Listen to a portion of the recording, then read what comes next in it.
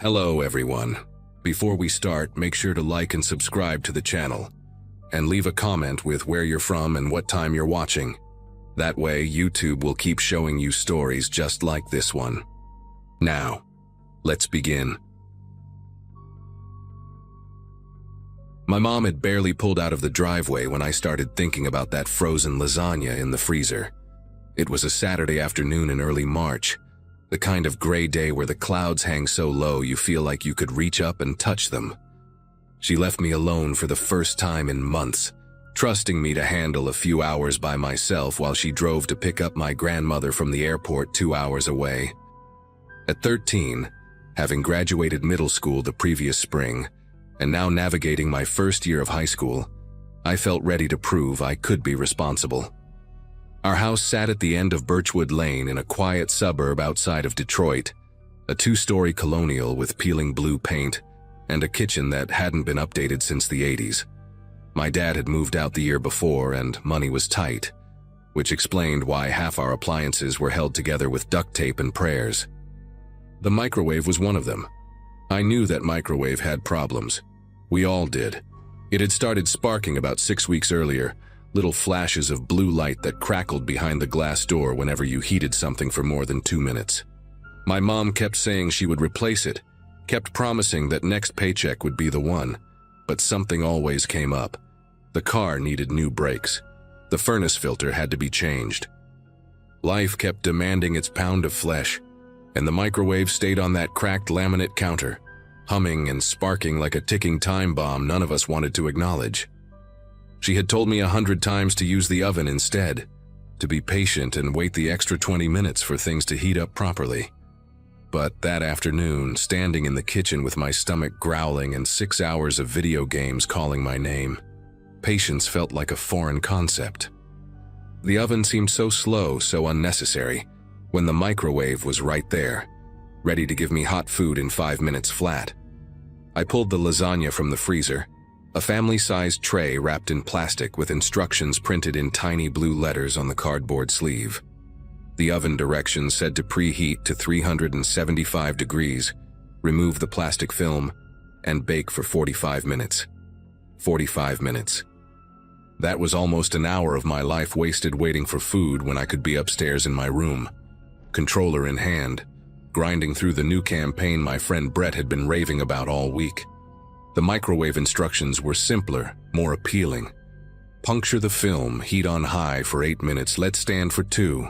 I stood there in the kitchen, holding that frozen tray, having a silent argument with myself that lasted maybe 30 seconds. I thought about the sparks, about my mom's voice telling me to be careful, about all the reasons this was a bad idea. Then I thought about how hungry I was, how the sparks never actually did anything, how I had used the microwave dozens of times since it started acting up, and nothing bad had ever happened. The plastic film made a satisfying pop when I punctured it with a fork. I slid the tray onto the microwave's glass turntable and punched in 8 minutes, watching the green numbers glow against the beige plastic casing. For the first minute or so, everything seemed normal. The turntable rotated slowly, the fan hummed, and I could see the frost on the lasagna starting to melt into little puddles on the surface. I leaned against the counter and pulled out my phone, scrolling through messages from Brett about strategy tips for the game. I was reading something about a secret weapon location when I heard the first crackle. It was louder than usual, a sharp snap that made me look up from my screen. Through the microwave door, I saw a flash of blue light near the back corner, right where the magnetron sat behind the inner wall. I should have stopped it right then. I should have hit cancel and accepted that the universe was telling me something. Instead, I just watched, telling myself it would be fine. It was always fine. The second crackle came with a sound I had never heard before. A wet, sizzling pop like bacon hitting a hot pan.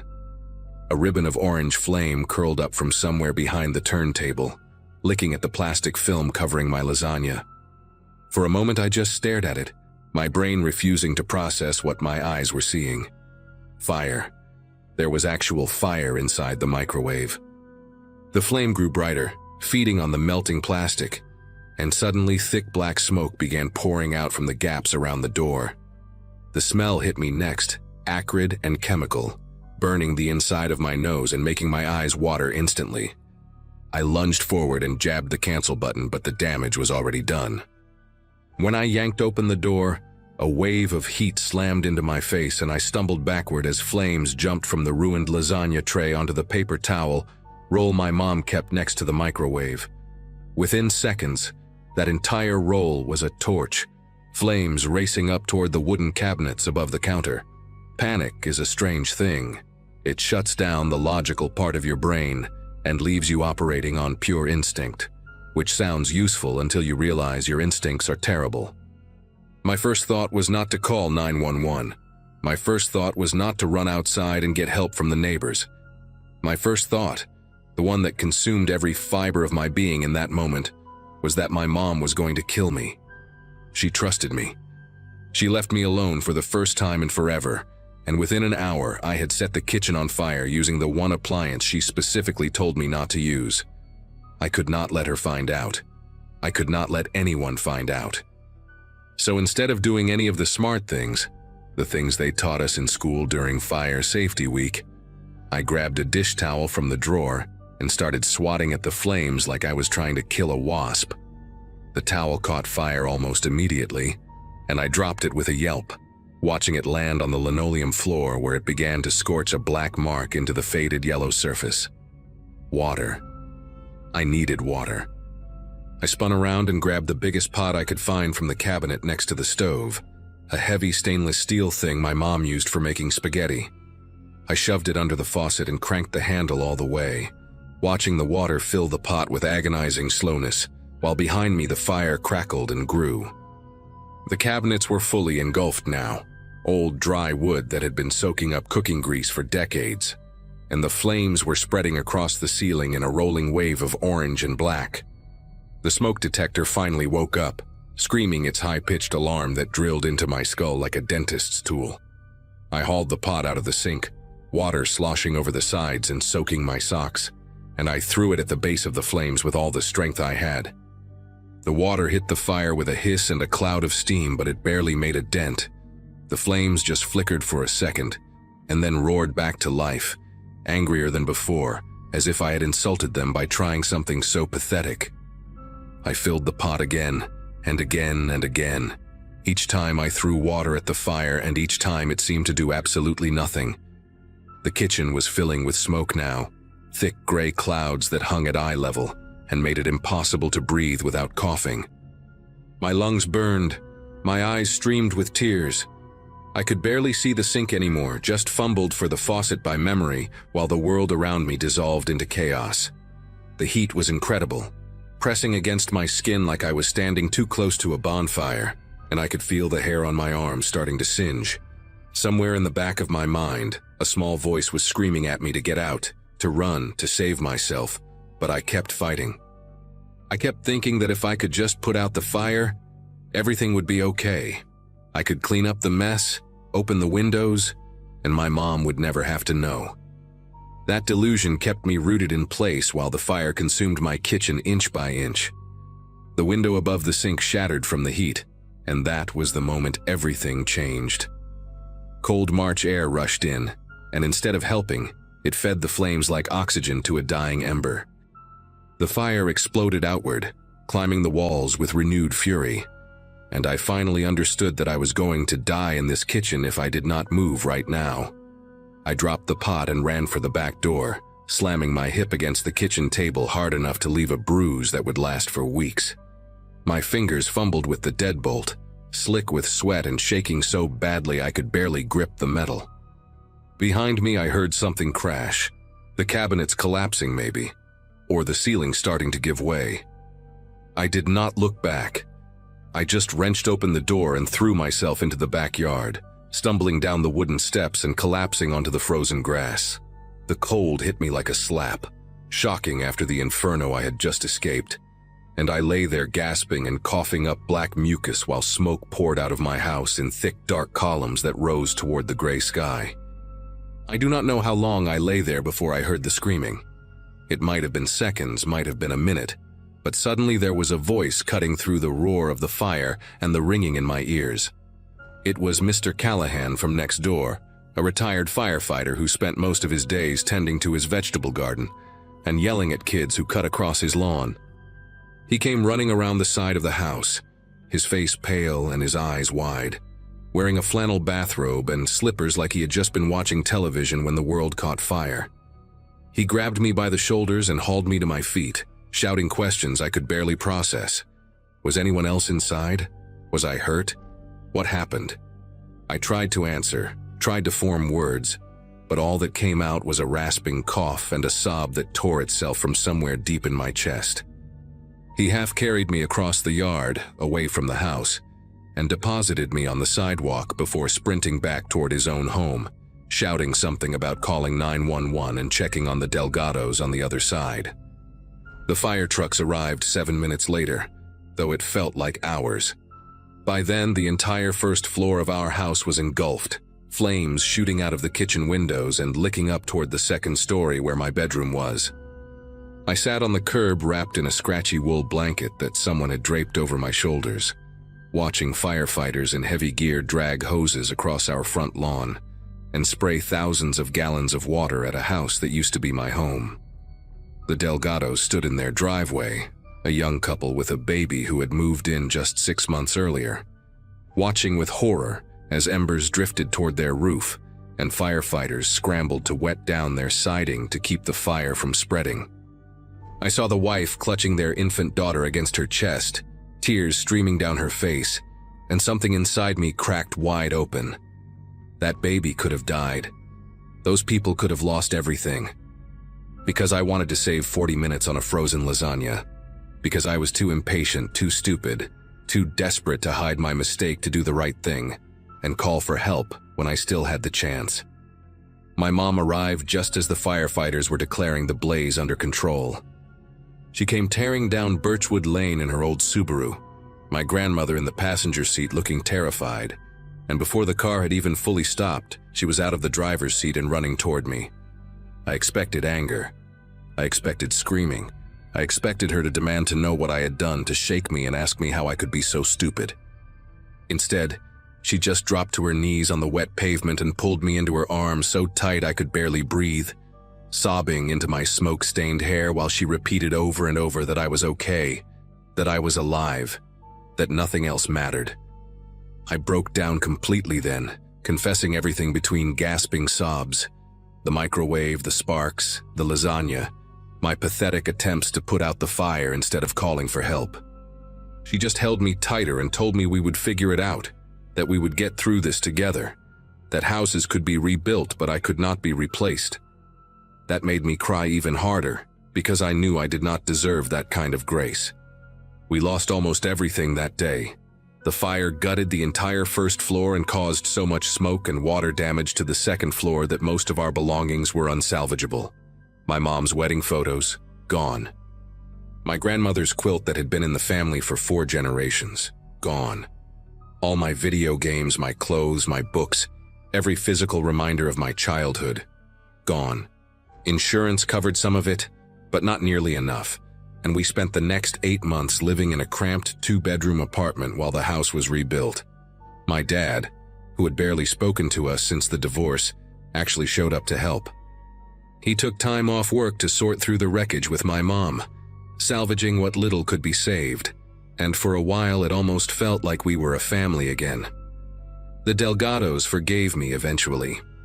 Their house survived with only minor damage to the siding, and the wife, her name was Rosa, I learned later, brought us casseroles every week while we were in that apartment. I could barely look her in the eye for months, but she never once made me feel like the monster I knew I was. That was 11 years ago. I am 24 now, working as an electrician of all things, and I think about that day more often than I would like to admit.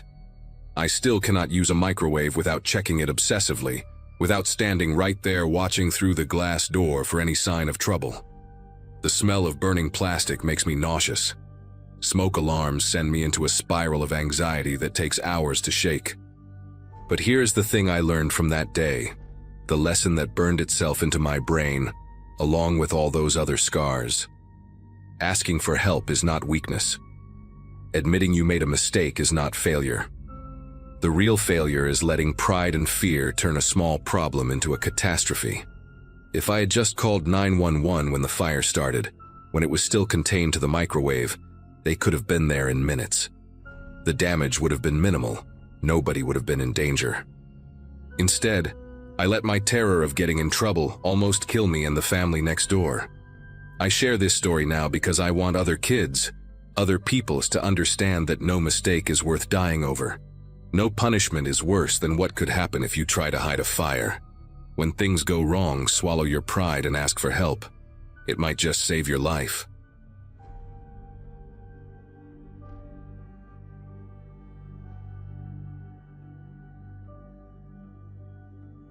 Anyone who has taken a Greyhound at 2 in the morning knows the particular kind of loneliness that settles into your bones when the highway stretches out like a black ribbon under fluorescent rest stop lights. November 2012 found me making that exact trip from Philadelphia to somewhere in upstate New York, chasing a job interview that promised a fresh start after my engagement fell apart 3 months before what should have been my wedding day. My graduating class from college had already moved on to mortgages and babies, and there I was, 26 according to my driver's license but feeling ancient, dragging a single suitcase and a heart full of desperate optimism onto a half-empty bus that smelled like diesel and someone's leftover fast food. The driver barely glanced at my ticket before waving me toward the back, where the overhead lights flickered with that sickly yellow glow that makes everyone look like they are recovering from something terrible.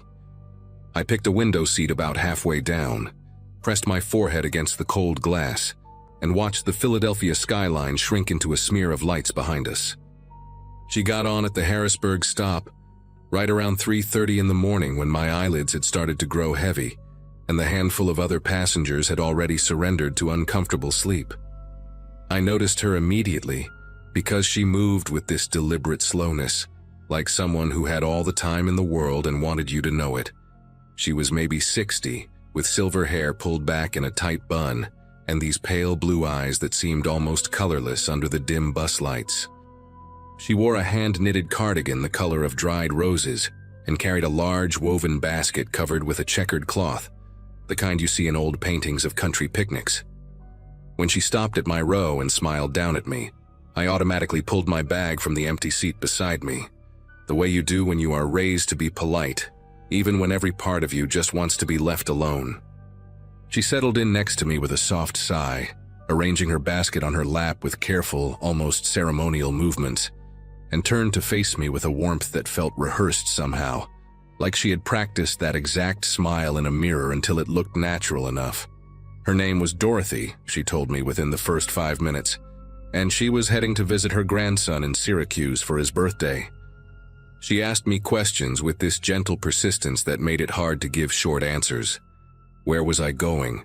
What did I do for work? Did I have family waiting for me at the other end? I found myself telling her about the job interview, about the marketing position at a small firm that had seemed like a lifeline when the email arrived in my inbox 2 weeks ago. She listened with her head tilted slightly to one side, making these small humming sounds of acknowledgement that grandmothers make when they want you to know they are paying attention. There was something almost hypnotic about talking to her in that dark bus, with the engine rumbling beneath us and the occasional flash of headlights from passing trucks illuminating her pale features. She patted my hand at one point and told me I seemed like a lovely young woman, that good things were surely coming my way, and I remember feeling this strange mixture of comfort and unease, like when a stranger stands just a little too close to you in an elevator. About an hour into our conversation, Dorothy lifted the checkered cloth from her basket and revealed rows of small pastries wrapped in wax paper, each one golden brown and glistening with what looked like honey glaze.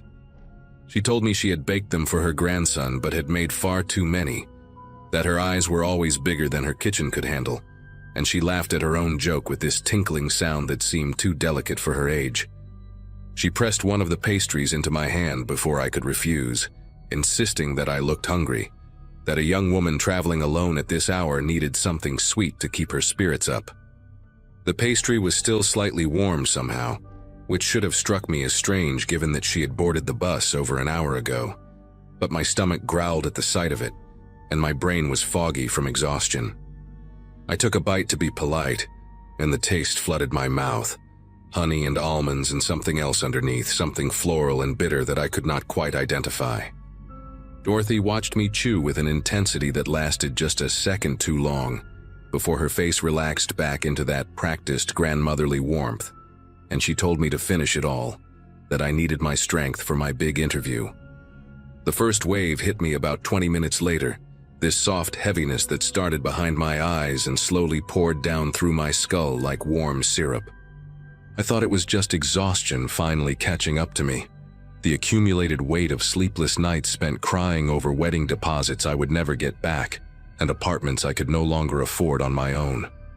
My limbs began to feel distant, like they belonged to someone else and I was just borrowing them for the night. The window glass against my temple seemed to pulse with the vibration of the bus, and the passing lights on the highway started leaving long trails across my vision, streaking like comets in slow motion. I tried to sit up straighter, to shake off whatever was pulling me under, but my body refused to cooperate with the simple command.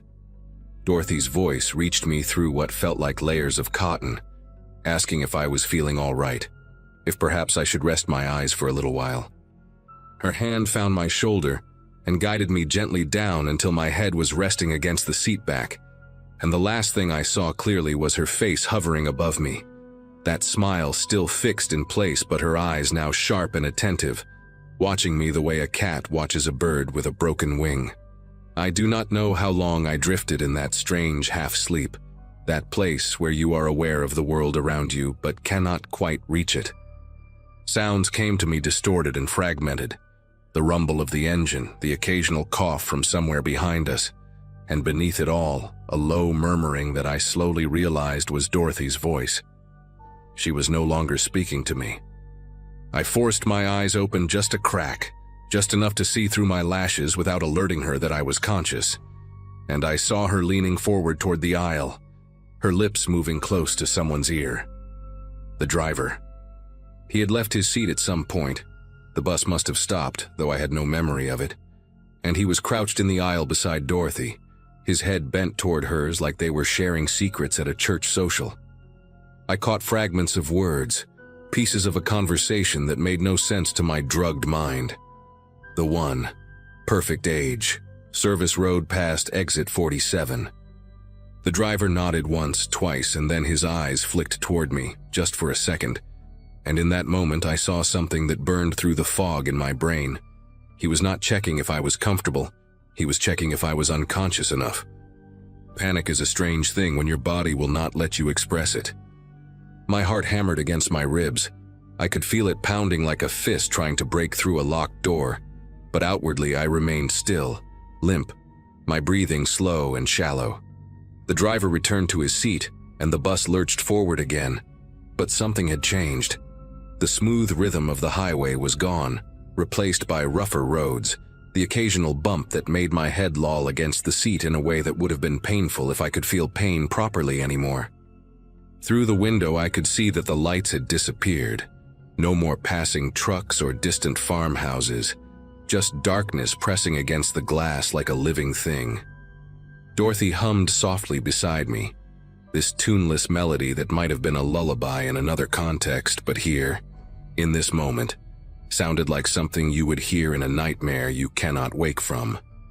I tried to move my fingers, just a twitch, just something to prove to myself that I still existed inside this useless body, and after what felt like an eternity I managed to curl my pinky finger against my palm.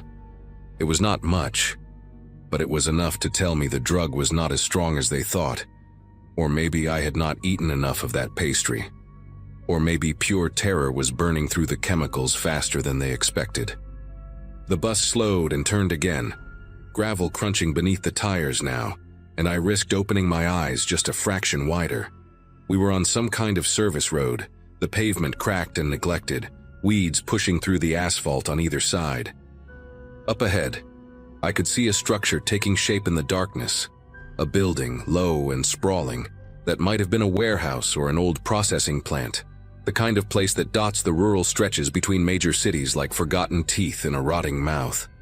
There were no lights in the windows, but I could make out vehicles parked near the entrance, 3 or 4 of them, and figures moving in the shadows near a loading dock. Dorothy shifted beside me and I let my eyes fall closed again, keeping my breathing steady, even as every instinct screamed at me to run, to fight, to do something. She leaned close to my ear and whispered that we were almost there, that everything was going to be fine, that I was going to meet some very nice people who had been waiting for someone just like me.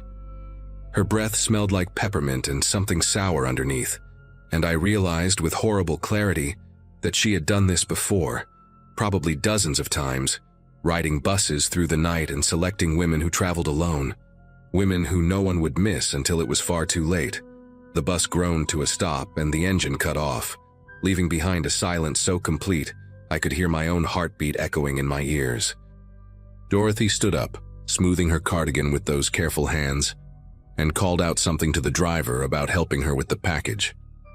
That word, package, hit me like ice water, cutting through the remaining fog with brutal efficiency. I was not a passenger to her, not a person, just cargo to be delivered and forgotten. Through my barely open eyes, I watched her step into the aisle and move toward the front of the bus, her woven basket left behind on the seat like a prop that had served its purpose. The driver was already outside. I could hear his footsteps on the gravel, and then voices. Male voices, at least 2 of them, speaking in low tones that I could not make out. This was my only chance. I knew it with a certainty that came from somewhere primal, somewhere beneath thought or reason. If I let them take me off this bus, if I let them get me inside that building, I would never see daylight again. My mother would spend years wondering what happened to her daughter, filing missing person reports that would go nowhere, holding on to hope that would slowly curdle into grief. I could not let that happen. I refused to let that happen. My body moved before my mind fully committed to the plan, some desperate survival instinct overriding the chemicals still sluggish in my blood.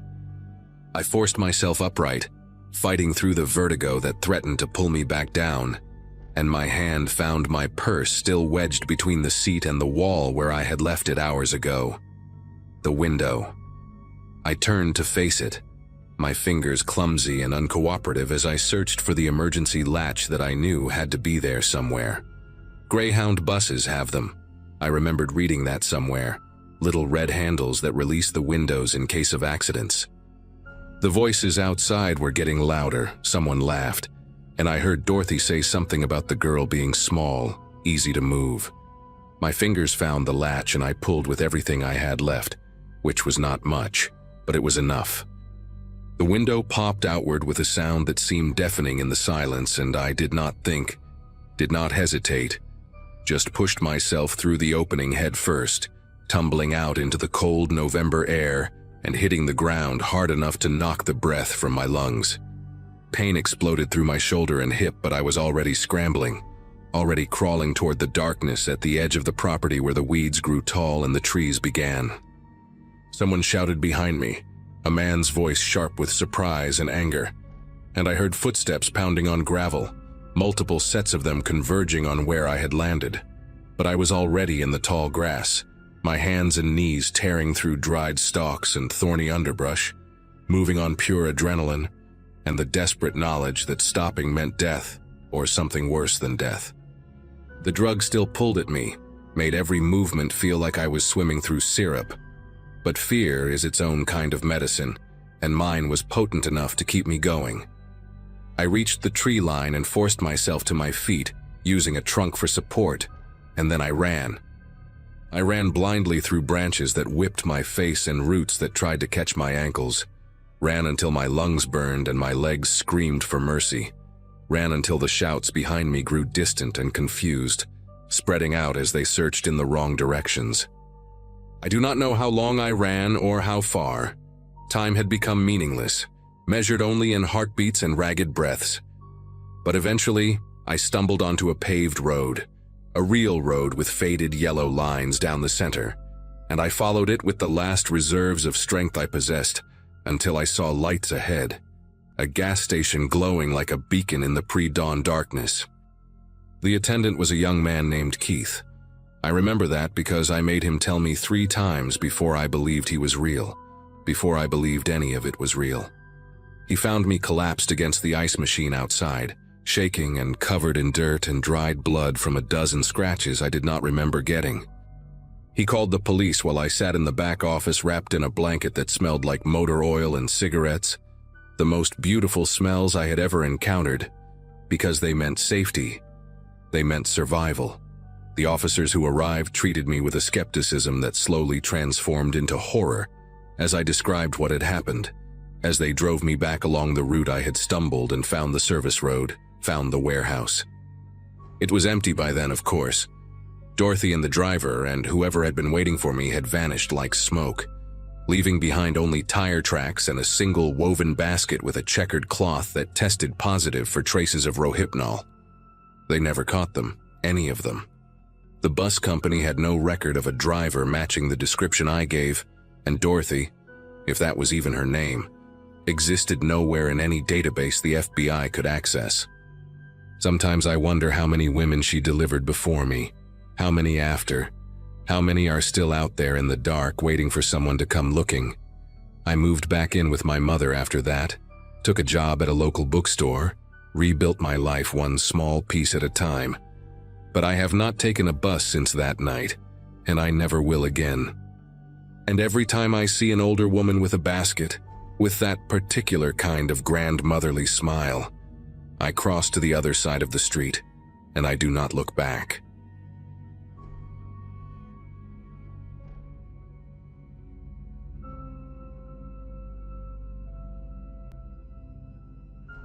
Driving for a rideshare app was supposed to be temporary, just something to help pay off student loans, while my actual career figured itself out. By the fall of 2017, my college graduation was already 2 years behind me, and the marketing degree I had worked so hard for sat collecting dust while I spent my nights picking up drunk college kids and businessmen who needed airport runs at ungodly hours. That particular Friday night started like any other. I had logged on around 9, hoping to catch the bar crowd and maybe squeeze in a few decent fares before calling it quits around 2 in the morning. The first few hours were uneventful, mostly short trips downtown, a couple heading to a concert venue, the usual.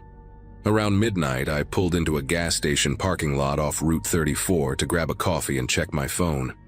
The app had been slow for about 20 minutes, and I was debating whether to just head home early. That is when the ping came through, and I remember staring at it longer than I should have. The pickup location was about 15 miles outside of town, way out on Miller Road where the streetlights stopped and the farmland started. The passenger had a 4.2 rating, which was not great but not terrible either. The destination field just said gas station, which was vague enough to make me hesitate.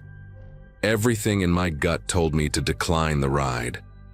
15 miles out meant 15 miles back with no guarantee of another fare, and that stretch of road was nothing but cornfields and the occasional farmhouse with lights that always seemed to be off. But here is the thing about driving rideshare. Your acceptance rate matters. Too many declined rides and the algorithm starts punishing you, sending you fewer requests, pushing you down some invisible list. I had already skipped 2 rides earlier that night because of bad vibes, and I could not afford another hit. So I accepted the request, finished my coffee in 3 gulps, and started driving toward the kind of darkness that makes your headlights feel inadequate.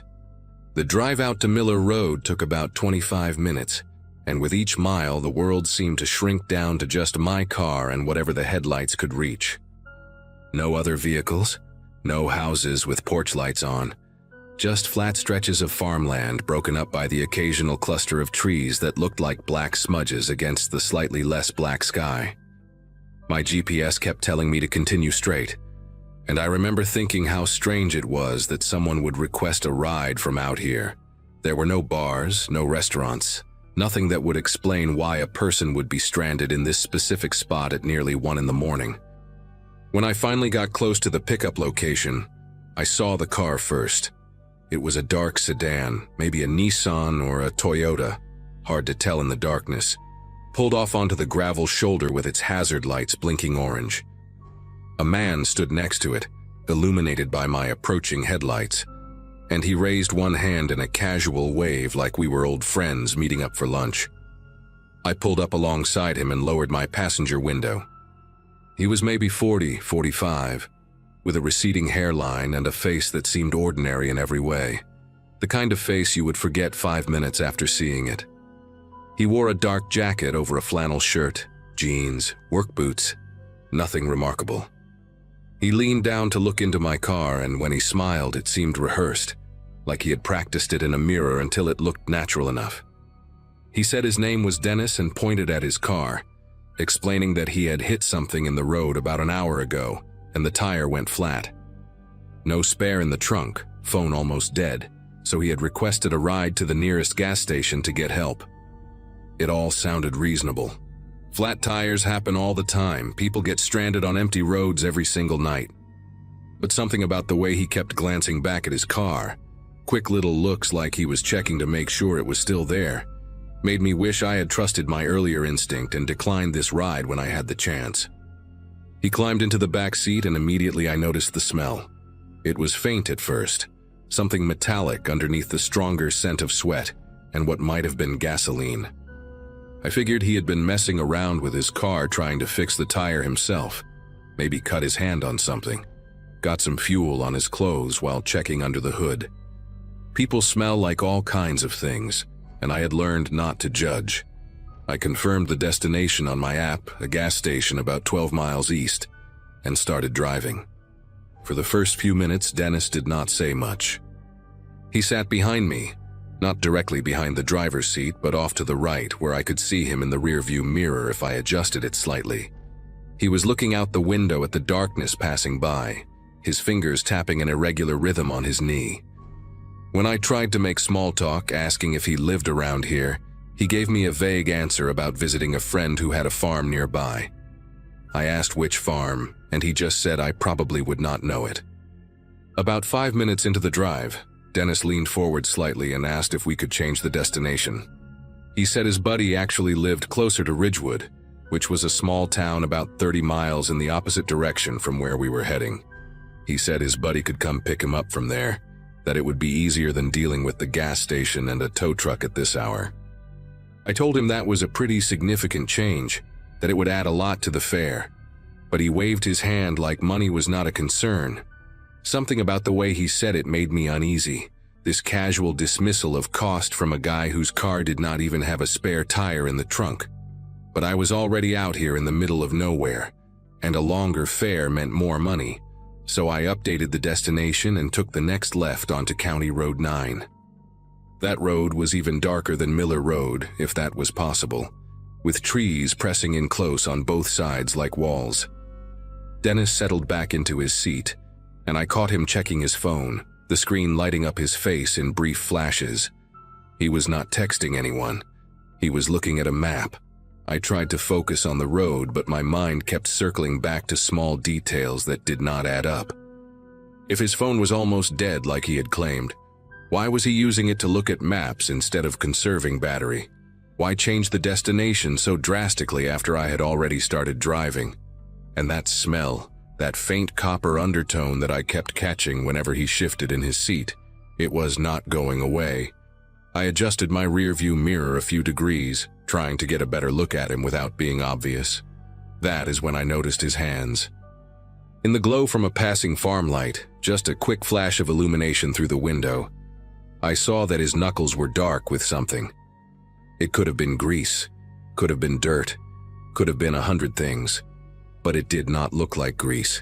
It looked wet. Dennis caught me looking in the mirror, and our eyes met for just a second. He smiled that same rehearsed smile and asked if everything was okay. I told him I was just checking for deer, that they like to jump out on roads like this. He nodded slowly and said that was smart, that a deer could really mess up your night.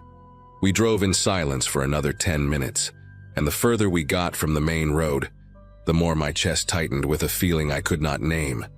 Then my phone buzzed with a news alert, and I glanced down at the screen without thinking.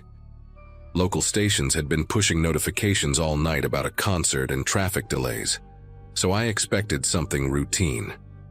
Instead, the headline made my foot ease off the gas pedal involuntarily.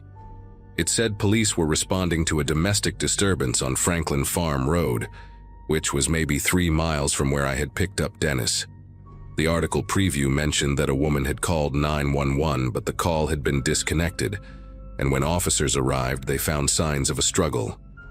No suspects, no additional details, investigation ongoing. I looked back up at the road, my grip tightening on the steering wheel. Franklin Farm Road. Dennis had said he was visiting a friend on a farm nearby. He had been vague about which one, had changed the subject when I pressed. And now he wanted me to drive him 30 miles in the opposite direction, away from that area, away from whatever had happened in that farmhouse. My mind started racing through options, none of them good. I could not just stop the car and tell him to get out, not on a dark, empty road with no witnesses and no help for miles. I could not call 911 without him hearing me, and even if I could, what would I say? That my passenger had dirty hands and smelled funny? That he changed his destination? None of it was proof of anything. For all I knew, the news alert was a coincidence, and Dennis really was just some unlucky guy with a flat tire. But I did not believe that anymore.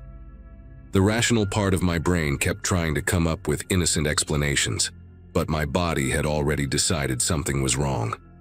My heart was pounding so hard I could feel it in my throat, and I had to concentrate on keeping my breathing steady so he would not notice. I thought about my sister, about how she always told me this job was dangerous, how she worried every time I did late night shifts. I thought about how no one knew exactly where I was right now except for the app, and the app only showed our destination, not the isolated stretch of county road between here and there. Dennis spoke up suddenly, making me flinch. He asked if I could turn off the air conditioning because he was getting cold. I reached for the controls with a hand that I forced to stay steady, adjusting the temperature even though I had not even turned the AC on. It was October, and the heat was running low. He thanked me in that flat, polite voice and then asked another question, casual as anything. He wanted to know if I had been a ride-share driver for long. I told him about a year, keeping my answers short, trying not to let my voice crack. He said that was interesting, that he bet I met a lot of different people doing this job. I agreed that I did. Then he asked if I ever got scared, picking up strangers late at night in the middle of nowhere. The question hung in the air between us like smoke. I could see his face in the rearview mirror, half lit by the glow of the dashboard, and he was watching me with an expression I could not read. I told him no, that most people were just regular folks trying to get somewhere. He nodded slowly and said that was good, that fear could make people do stupid things. That is when I made my decision. About 2 miles ahead, I knew there was a 24-hour truck stop right off the highway exit, a place called Big Earl's that catered to long-haul drivers and always had at least a dozen rigs parked in its lot at any given hour. I had stopped there before for coffee on slow nights, and I remembered the bright fluorescent lights, the security cameras mounted on every corner, the constant flow of truckers coming and going. If I could get there, I would be surrounded by people and witnesses. I told Dennis I needed to stop for gas, that my tank was getting low and I did not want to risk running out on these back roads. I watched his reflection carefully as I said it, looking for any sign that he knew what I was really doing. His jaw tightened almost imperceptibly, just a tiny flicker of tension, but then he shrugged and said that was fine, that he was not in any particular hurry. The next 15 minutes felt like hours. Every time he moved in the back seat, every time he cleared his throat or shifted his weight, I expected something terrible to happen. I kept both hands on the wheel and my eyes fixed on the road ahead, counting down the miles in my head like a prayer. When the lights of Big Earl's finally appeared through the trees, I almost cried with relief. I pulled into the lot and parked right next to the entrance, under the brightest light I could find, surrounded by at least 8 or 9 parked trucks. I told Dennis I would just be a minute and got out of the car before he could respond, walking quickly toward the building without looking back. Inside, I went straight to the counter and asked the woman working there if I could use their phone, said mine had died. She gave me a strange look but handed over the store phone and I called 911. I told them everything.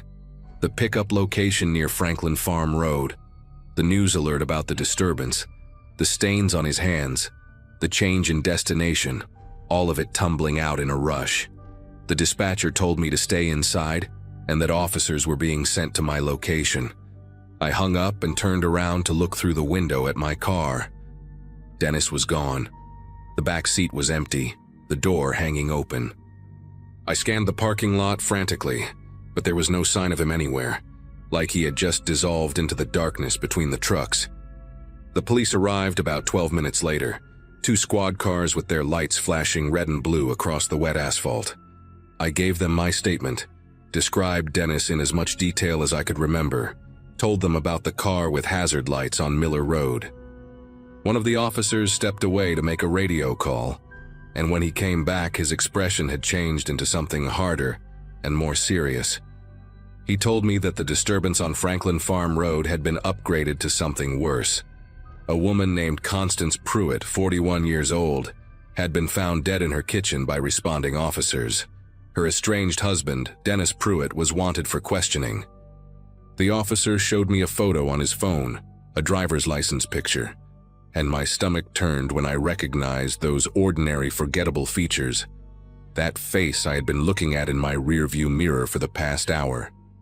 They found his car on Miller Road, just like I said, and in the trunk, wrapped in a plastic tarp, they found a hunting knife and a woman's purse with Constance Pruitt's ID inside. He had been using my car to escape, to put distance between himself and what he had done to his wife, and I had almost driven him all the way to freedom. They caught Dennis Pruitt 3 days later at a bus station in New Jersey, trying to buy a ticket to somewhere far away. He was convicted of second-degree murder the following spring and sentenced to 25 years. I followed the trial from a distance, reading articles online but never attending in person. I could not bring myself to sit in that courtroom and look at him again. I quit driving for the rideshare app that same week and never went back. Took a job at a warehouse that paid less but let me sleep at night. Sometimes I still think about that ride, about how close I came to being another part of his story instead of just a witness to it. I think about how I almost ignored my instincts because I was worried about my acceptance rate, about an algorithm punishing me for being cautious. And I think about Constance Pruitt, about how her last moments were spent in her own kitchen with a man she had once trusted enough to marry. I never met her, never even saw a photo beyond what appeared in the news coverage, but I carry her with me somehow. Every time I get into a car with a stranger now, whether I am the driver or the passenger, I remember that ordinary faces can hide extraordinary darkness, and that sometimes the only thing standing between you and something terrible is the decision to trust your gut when it tells you to run.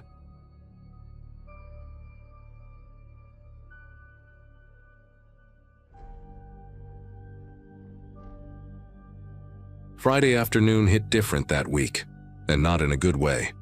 Both my parents had called within 10 minutes of each other, explaining they were stuck at work until late. Dad had some emergency at the warehouse, and Mom was covering for a coworker at the hospital who had gone home sick. It was just going to be me and my 2 siblings for dinner, and when Mom asked if I could handle making something, I jumped at the chance. 16 years old, and finally trusted with a real task, not just heating up leftovers or making sandwiches.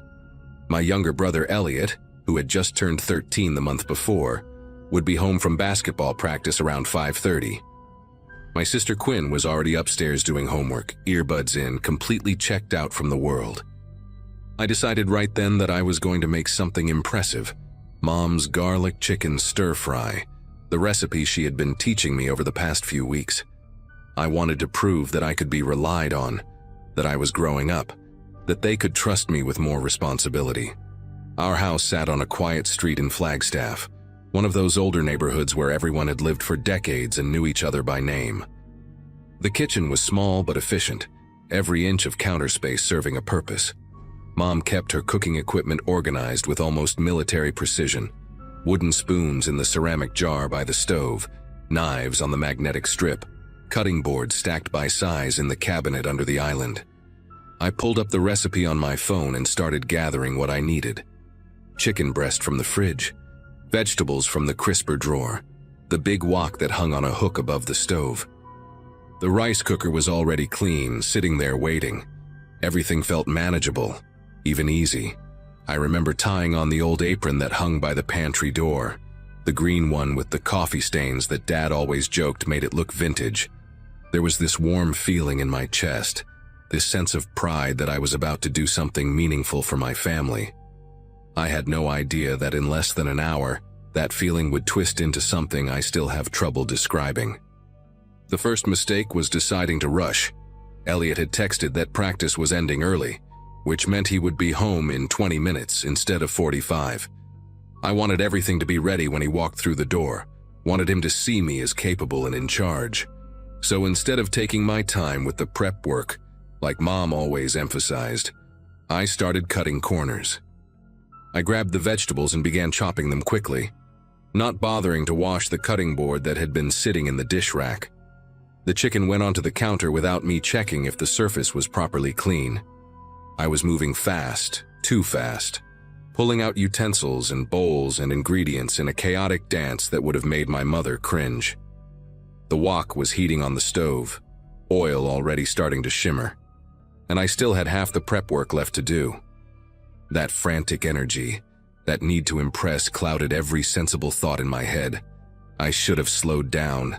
I should have remembered that cooking is about patience, not speed.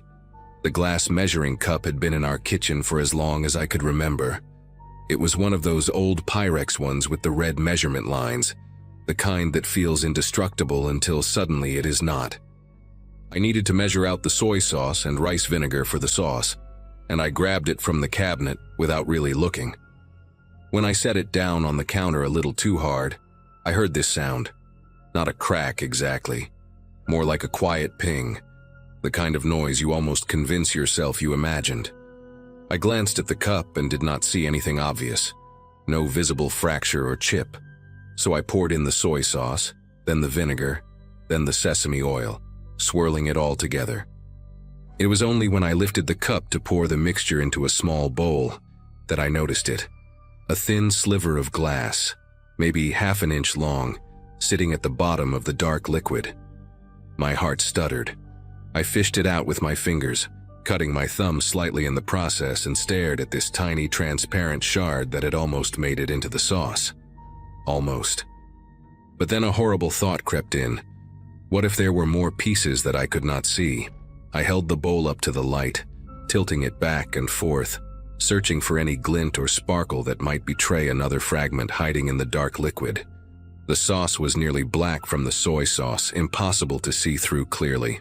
I told myself it was fine, that I had found the only piece, that glass does not just shatter into invisible dust. But my hands were not steady as I set the bowl down. The logical thing to do would have been to throw out the sauce and start over. We had more soy sauce, more vinegar, more of everything I needed. It would have taken 5 extra minutes, maybe less. But Elliot was going to be home any second, and Quinn would come downstairs expecting food, and I had already wasted time. The sauce looked fine. It smelled fine. I had removed the piece I found. In that moment, standing alone in the kitchen with the wok hissing behind me, I made a decision that I would regret for a very long time. I decided to use the sauce anyway. The cooking itself went smoothly, almost mockingly so. The chicken sizzled perfectly when it hit the hot oil, turning golden brown in all the right places. The vegetables kept their crunch, their colors bright and appealing. When I poured the sauce over everything, it coated each piece beautifully, filling the kitchen with that familiar garlic and ginger smell that always made our house feel like home. I heard the front door open just as I was transferring everything to the big serving bowl, and Elliot's voice called out asking what smelled so good. Quinn came padding down the stairs a minute later, actually taking out her earbuds for once, drawn by the aroma. They both stood in the kitchen doorway looking impressed, and I felt this surge of pride that almost drowned out the gnawing anxiety in my gut. I served them each a plate, rice on one side, stir-fry piled high on the other. We sat down at the kitchen table together, and as I watched my brother and sister raise their forks, something cold and sharp settled in my chest. What had I done? Every single bite they took felt like a countdown to disaster. Elliot was shoveling food into his mouth the way 13-year-old boys do, barely chewing, talking between bites about some kid on his team who could not make a free throw to save his life. Quinn ate more slowly, scrolling through her phone with one hand, but she was still eating, still swallowing pieces of chicken and vegetables that might contain microscopic shards of glass. I pushed my own food around the plate, unable to bring myself to actually eat any of it. My appetite had vanished completely, replaced by this sick, twisting feeling that made my stomach clench every time I heard one of them chew. I kept waiting for something to happen, a sudden yelp of pain, a hand flying to a mouth, blood. The rational part of my brain kept insisting that everything was fine, that I was overreacting, that one tiny chip from a measuring cup could not possibly have contaminated an entire batch of sauce. But the other part, the part that would not shut up, kept reminding me that glass can slice through soft tissue like butter, that internal cuts can cause bleeding you cannot see until it is too late. Elliot asked me why I was not eating, and I had to come up with a lie on the spot. I told him I had been snacking while cooking and was not that hungry, which he accepted without question. Quinn did not even look up from her phone. They had no idea, no clue at all, that I was sitting there watching them like a hawk, scanning their faces for any sign of distress. Every time Elliot paused mid-chew, my heart lurched. Every time Quinn took a sip of water, I wondered if she was trying to wash down something sharp that had scraped her throat. The minutes stretched out like hours, each one filled with this unbearable tension that I could not release.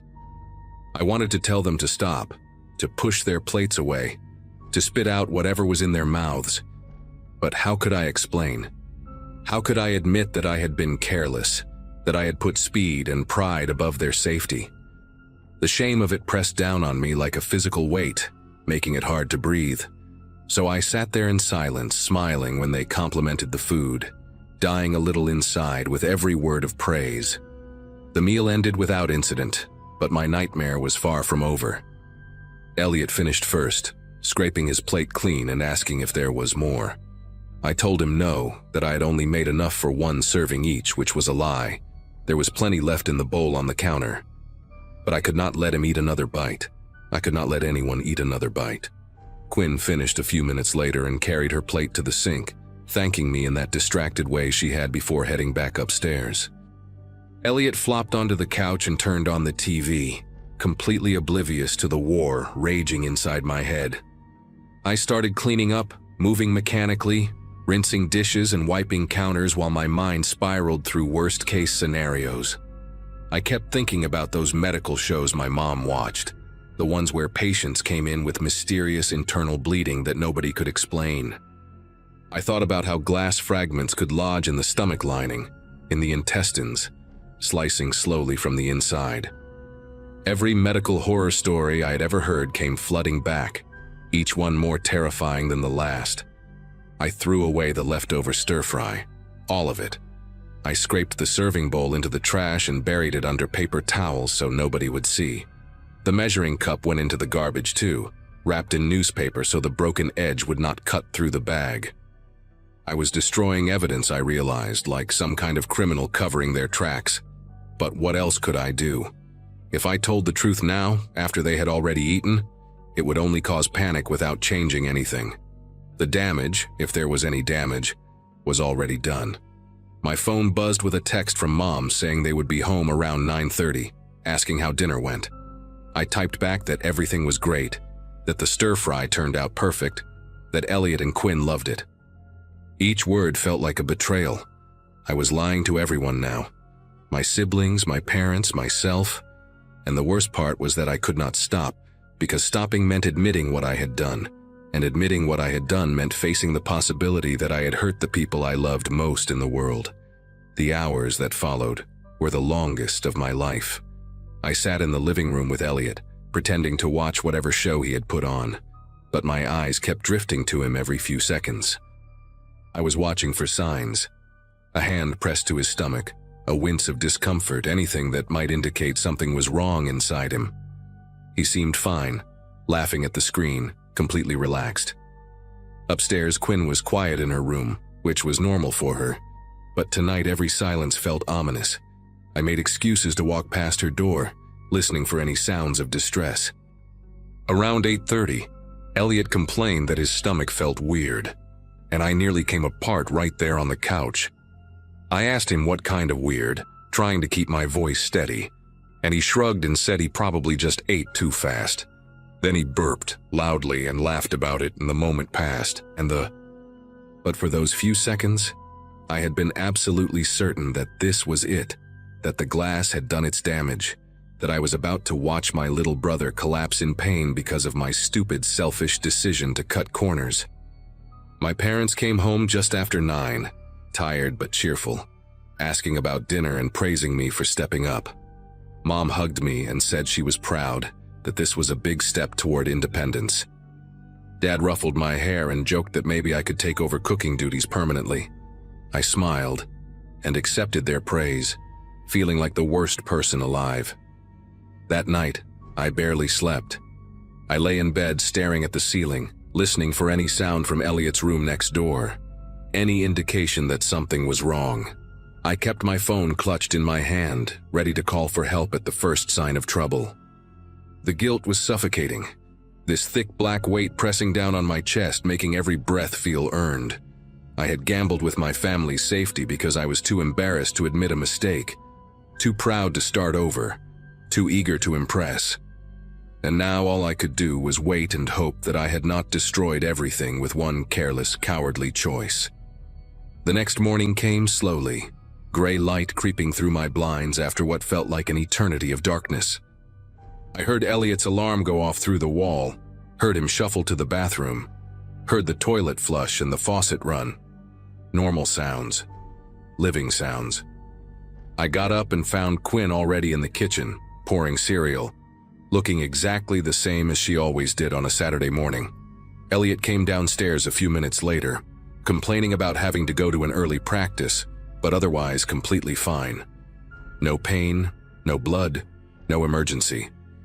I watched them both eat breakfast, searching their faces one more time for any hint of suffering, and found nothing. The relief that washed over me was so intense I had to grip the counter to stay upright. They were okay. Somehow, impossibly, they were okay. The glass must not have made it into the food, or maybe there had only been that one piece after all. I would never know for certain, and that uncertainty would stay with me for a long time. But in that moment, standing in the morning light of our kitchen, I made a promise to myself. Never again would I let pride or embarrassment push me into a decision that could hurt someone I loved. I never told my family what happened that night.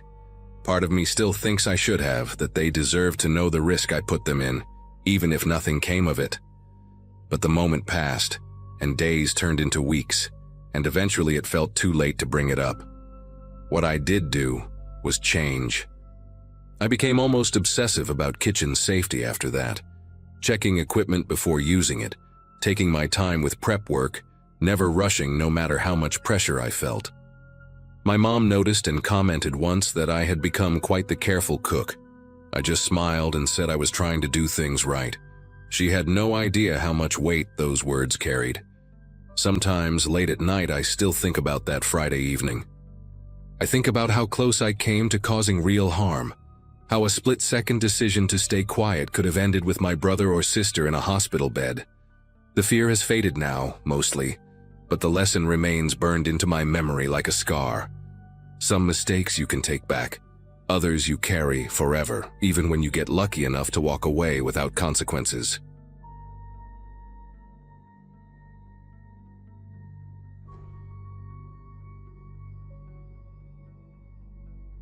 Finding affordable housing in Denver had become my personal nightmare long before I met the person who would turn my actual life into one.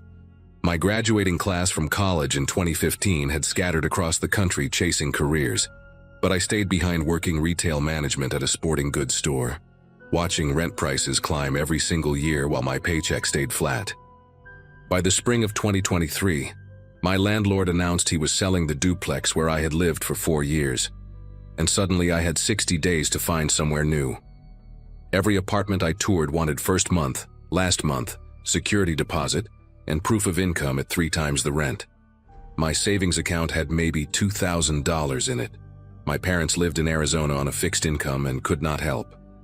I started looking at shared housing situations out of pure desperation, scrolling through listings late at night after closing shifts, hoping to find something that would not drain every dollar I earned.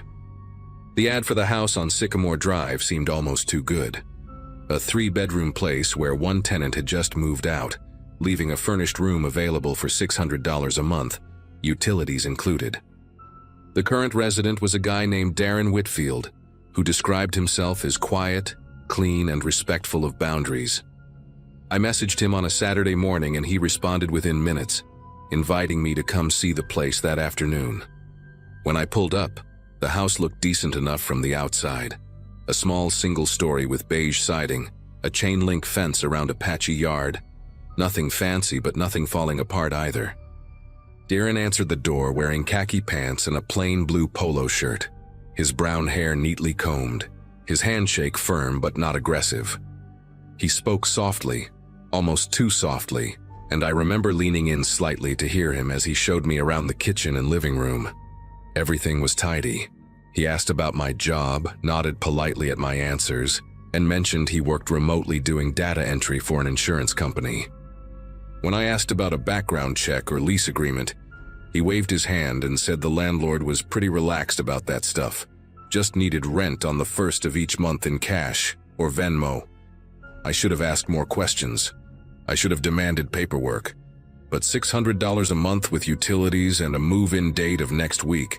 I signed nothing, shook his hand, and told him I would bring my stuff over the following Friday. The first 2 weeks were fine, even pleasant. Darren kept to himself mostly, spending long hours in his room with the door closed, and when we crossed paths in the kitchen or hallway, he would give me a small nod or ask how my day went in that same quiet voice. I started to think I had lucked out.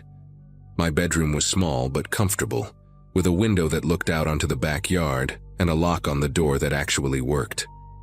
I bought a mini fridge so I would not have to share the main one, set up my laptop on the desk Darren had left in the room, and started to settle into a routine. Work, home, dinner, sleep, repeat. Sometimes I would hear Darren talking in his room late at night, and I assumed he was on the phone with family or maybe playing some kind of online game with voice chat.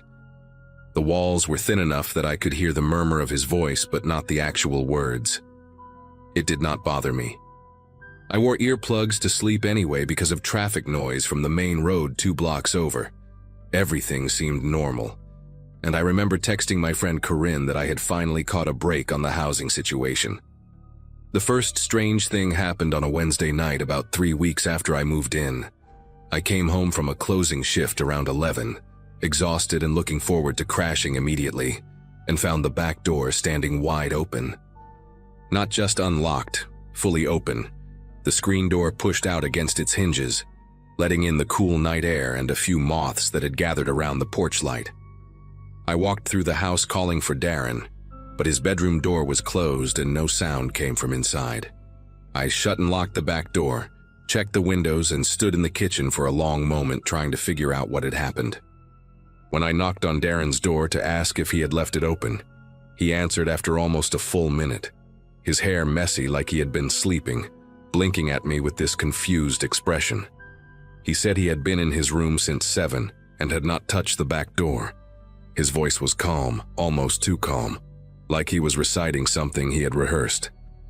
I told myself that maybe I had not locked it properly when I left that morning, that the wind could have pushed it open, that there had to be a reasonable explanation.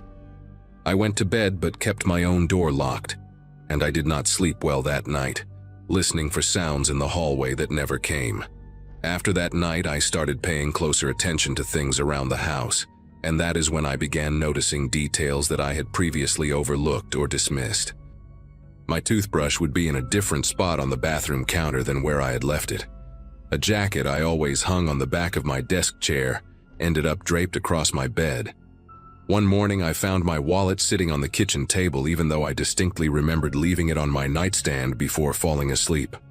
Small things, the kind of stuff you can easily convince yourself you imagined or forgot about. But they kept happening, 2 or 3 times a week, and each time I felt this creeping sensation that someone had been in my space while I was gone or asleep. I bought a cheap doorstop from a hardware store and started jamming it under my bedroom door at night in addition to locking it. I also started taking photos of how I left things before work, my desk, my dresser, the position of items on my shelf, so I could compare when I got home. The photos confirmed what I suspected. Things were being moved. Not dramatically, not obviously, just enough that I could tell. When I brought it up to Darren over dinner one evening, asking if he had been in my room for any reason, he looked at me with this blank expression and said no. Why would he go in my room? That would be a violation of my privacy. The way he said the word violation made something tighten in my chest. The late night talking from Darren's room got worse around the same time. What I had assumed was phone calls or gaming turned into something else entirely. I would wake up at 2 or 3 in the morning to the sound of his voice rising and falling through the wall. Sometimes calm and measured, sometimes sharp and angry, but always just one voice. No pauses for someone else to respond on a phone. No notification sounds or ringtones. Just Darren speaking in complete sentences to nobody I could hear, sometimes for an hour or more. One night I pressed my ear against the wall separating our rooms and listened, trying to make out the words. Most of it was too muffled, but I caught fragments. Something about being watched. Something about trust. A name I did not recognize repeated over and over. Then suddenly the talking stopped mid-sentence, and I heard footsteps cross his room toward the wall where I was listening. I pulled back and held my breath. The footsteps stopped. Neither of us moved. After what felt like 5 minutes but was probably 30 seconds, I heard him walk back to his bed, and the springs creaked as he lay down. I did not sleep the rest of that night.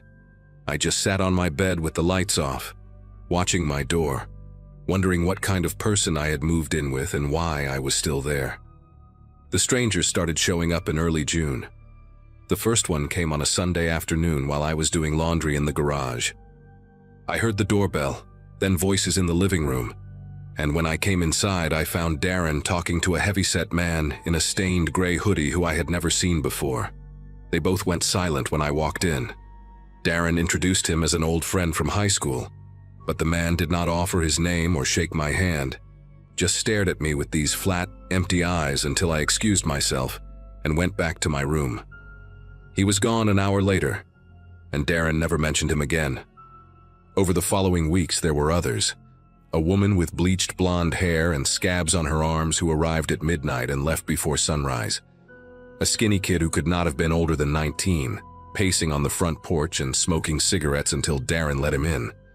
An older guy with a neck tattoo who showed up 3 different times and always went straight to Darren's room with a backpack that looked full when he arrived and empty when he left. I never learned any of their names. I never saw money exchange hands, but I knew what I was probably looking at, and it terrified me to think about what Darren might be involved in, what might be happening in the room next to mine, while I tried to pretend everything was fine. I should have left. I know that now, and I knew it then, but every time I opened my laptop to search for new apartments, I saw the same impossible numbers that had driven me to Sycamore Drive in the first place. First month, last month, security deposit, application fees, credit checks. My savings had not grown since moving in. If anything, unexpected car repairs and a root canal had drained them further. I calculated what it would take to move into even the cheapest studio apartment in Denver, and came up short by at least $800. My credit score was not great after some mistakes in my early 20s, which meant most landlords would reject my application anyway. I thought about asking Corinne if I could crash on her couch, but she lived in a 1-bedroom with her boyfriend, and I could not impose on them like that. I thought about calling my parents, but the shame of admitting I had made such a stupid decision, moving in with a stranger without any paperwork or background check, kept me from picking up the phone. So I stayed. I told myself I would save aggressively for 2 months, build up enough cushion to get out, and in the meantime I would just keep my head down and avoid Darren as much as possible. I installed a security camera app on an old phone and positioned it on my bookshelf facing my door, set to record whenever it detected motion. I bought a heavy-duty lock for my bedroom door and installed it myself one afternoon while Darren was out. I thought these precautions would be enough. I thought I could manage the situation until I had the money to escape. I was wrong about that too. The night everything changed started like any other Friday. I came home from work around 9, heated up leftover Chinese food, and went straight to my room to avoid any interaction with Darren.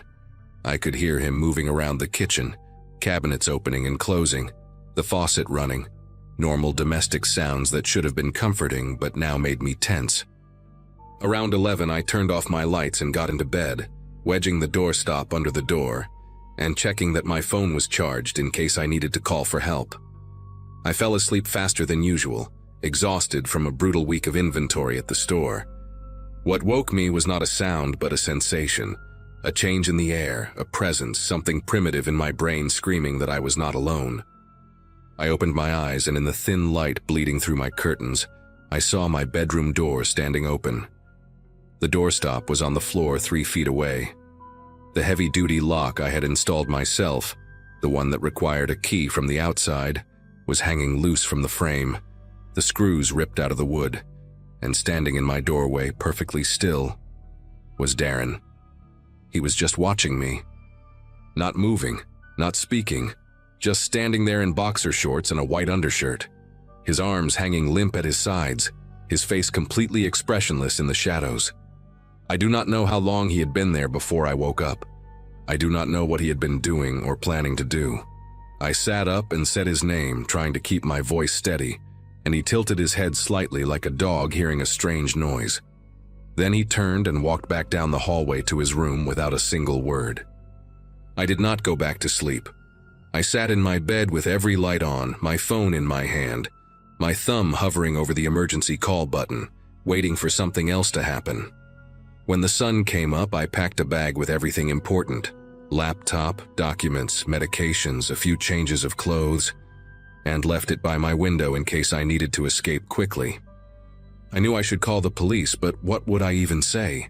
My roommate stood in my doorway. He had not touched me, had not threatened me verbally, had not taken anything. I could already imagine the dispatcher's voice, polite but dismissive, telling me there was nothing they could do about a weird roommate. So instead, I called in sick to work and spent the day at a coffee shop, researching my options. Tenant rights, restraining orders, emergency shelters, anything that might help me get out. The information blurred together on my screen. Most resources assumed you had a lease, which I did not. Most advice assumed you had somewhere else to go, which I did not. I texted Corinne and told her something was wrong with my living situation, without giving details. She offered to let me stay for a night or two if things got really bad, but I could hear the hesitation in her voice even through text. I told her I would figure it out. I told myself the same thing. Around 6 in the evening, I drove back to Sycamore Drive because I had nowhere else to go, and because all my stuff was still there, and because some stubborn part of me refused to believe that the quiet, polite man who had shown me around the house 2 months earlier could actually be dangerous. When I pulled into the driveway, I noticed a car I did not recognize parked on the street in front of the house. A beat-up red sedan with tinted windows and a cracked taillight. The front door was unlocked when I tried it, which was unusual because Darren was obsessive about keeping it locked during the day. I stepped inside and heard voices coming from the kitchen, loud and agitated, multiple people talking over each other. I should have turned around right then. I should have gotten back in my car and driven to Corinne's place and never looked back. But my bag was still in my room by the window, and my laptop had all my work files, and I convinced myself I could just slip down the hallway and grab my things without anyone noticing. I made it about 5 steps before Darren appeared at the end of the hall, blocking my path to my bedroom. Behind him I could see 2 men I had never met before, one of them holding what looked like a small handgun down by his thigh. Darren's face was different now, not blank or confused but sharp, focused. His eyes locked onto mine with an intensity that made my legs feel weak. He asked me where I had been all day. He asked me if I had talked to anyone about him. He asked me what I had told Corinne in my text messages. The fact that he knew her name, that he had been reading my messages somehow, sent a wave of nausea through my stomach. I told him I was just grabbing some things and leaving for good, that I would not cause any trouble, that I did not care what he was doing and would never tell anyone. He stared at me for a long moment, then stepped aside and gestured toward my room. I walked past him on shaking legs, feeling his eyes on my back the whole way. I grabbed my bag from beside the window and stuffed a few more things inside. Chargers, my passport, a framed photo of my parents that I could not leave behind. My hands were clumsy and slow, fumbling with zippers that suddenly seemed impossible to operate. I could hear Darren and the two men talking in low voices in the kitchen, occasional words drifting down the hall. Money, shipment, problem, deal with it. I did not want to know what they were discussing. I just wanted to get out alive. I slung the bag over my shoulder, took one last look at the room that had been my home for 2 months, and walked back down the hallway toward the front door. Darren was waiting there, leaning against the wall with his arms crossed, watching me approach. When I reached for the door handle, he put his hand on my arm, not hard, but firm enough to stop me. He leaned close and spoke directly into my ear, his breath warm against my skin, and said that if I ever mentioned this house or his name or anything I had seen to anyone, he would find me. He said he knew where my parents lived in Arizona. He said he had copied all the contacts from my phone one night while I slept. Then he let go of my arm, opened the door for me like a gentleman, and wished me luck finding a new place. I walked to my car without looking back. I drove to Corinne's apartment and sat in my car in the parking lot for 20 minutes before I could stop shaking enough to go inside. I never went back to Sycamore Drive. I never reported Darren to the police because I was terrified of what he might do if I did. I stayed on Corinne's couch for 3 weeks until I found a room in a house with 2 women who insisted on background checks and a formal lease and references from previous landlords. I paid the extra fees gladly. I filled out every form they asked for. And sometimes late at night when I cannot sleep, I think about the other people who might have answered Darren's ad after I left, who might have seen that cheap rent and that tidy house and that soft-spoken man and made the same desperate choice I did. I hope they were smarter than me. I hope they asked the questions I did not ask. But mostly I just hope they got out too.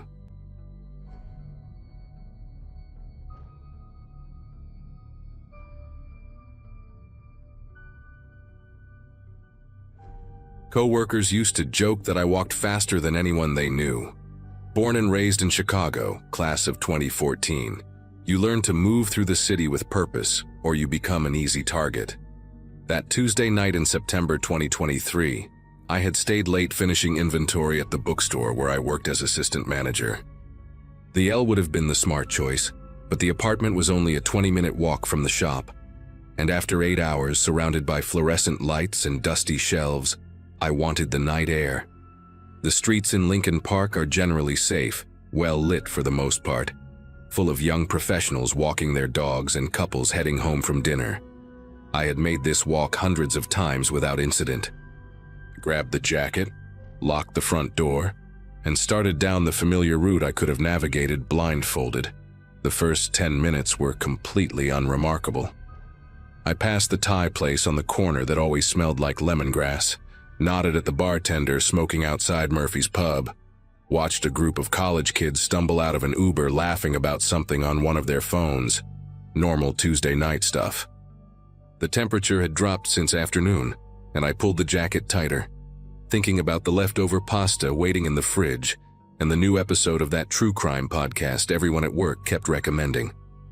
I turned onto Waverly Street, a quieter stretch lined with brownstones and old oak trees. Halfway down the block, I noticed a man sitting alone on one of the wooden benches near the small community garden. He appeared to be in his 50s, wearing a dark green jacket and khaki pants, hunched forward with his face illuminated by the glow of a phone screen.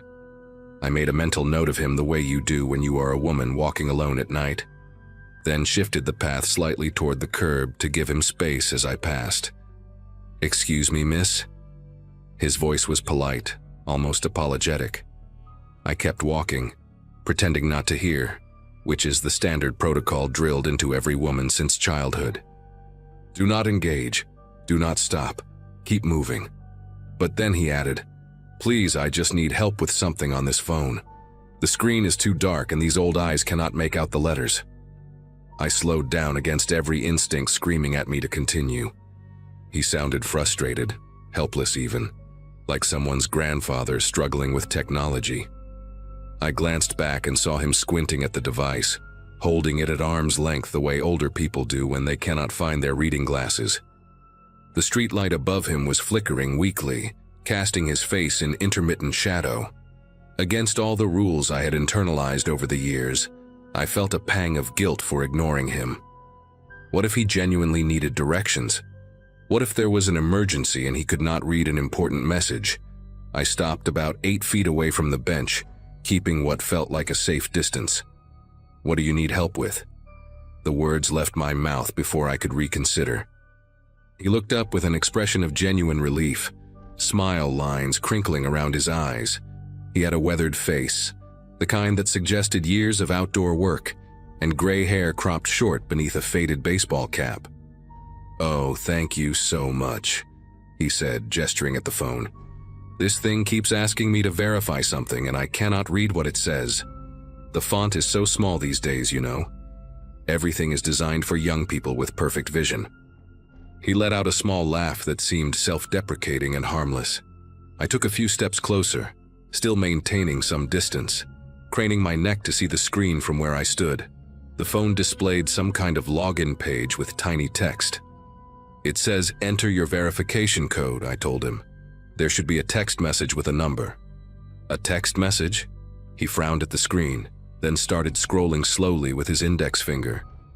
"How do I get to those? Is that the little envelope icon?" He angled the phone toward me, and I found myself leaning in slightly to get a better look. "No, that one there," I said, pointing without thinking.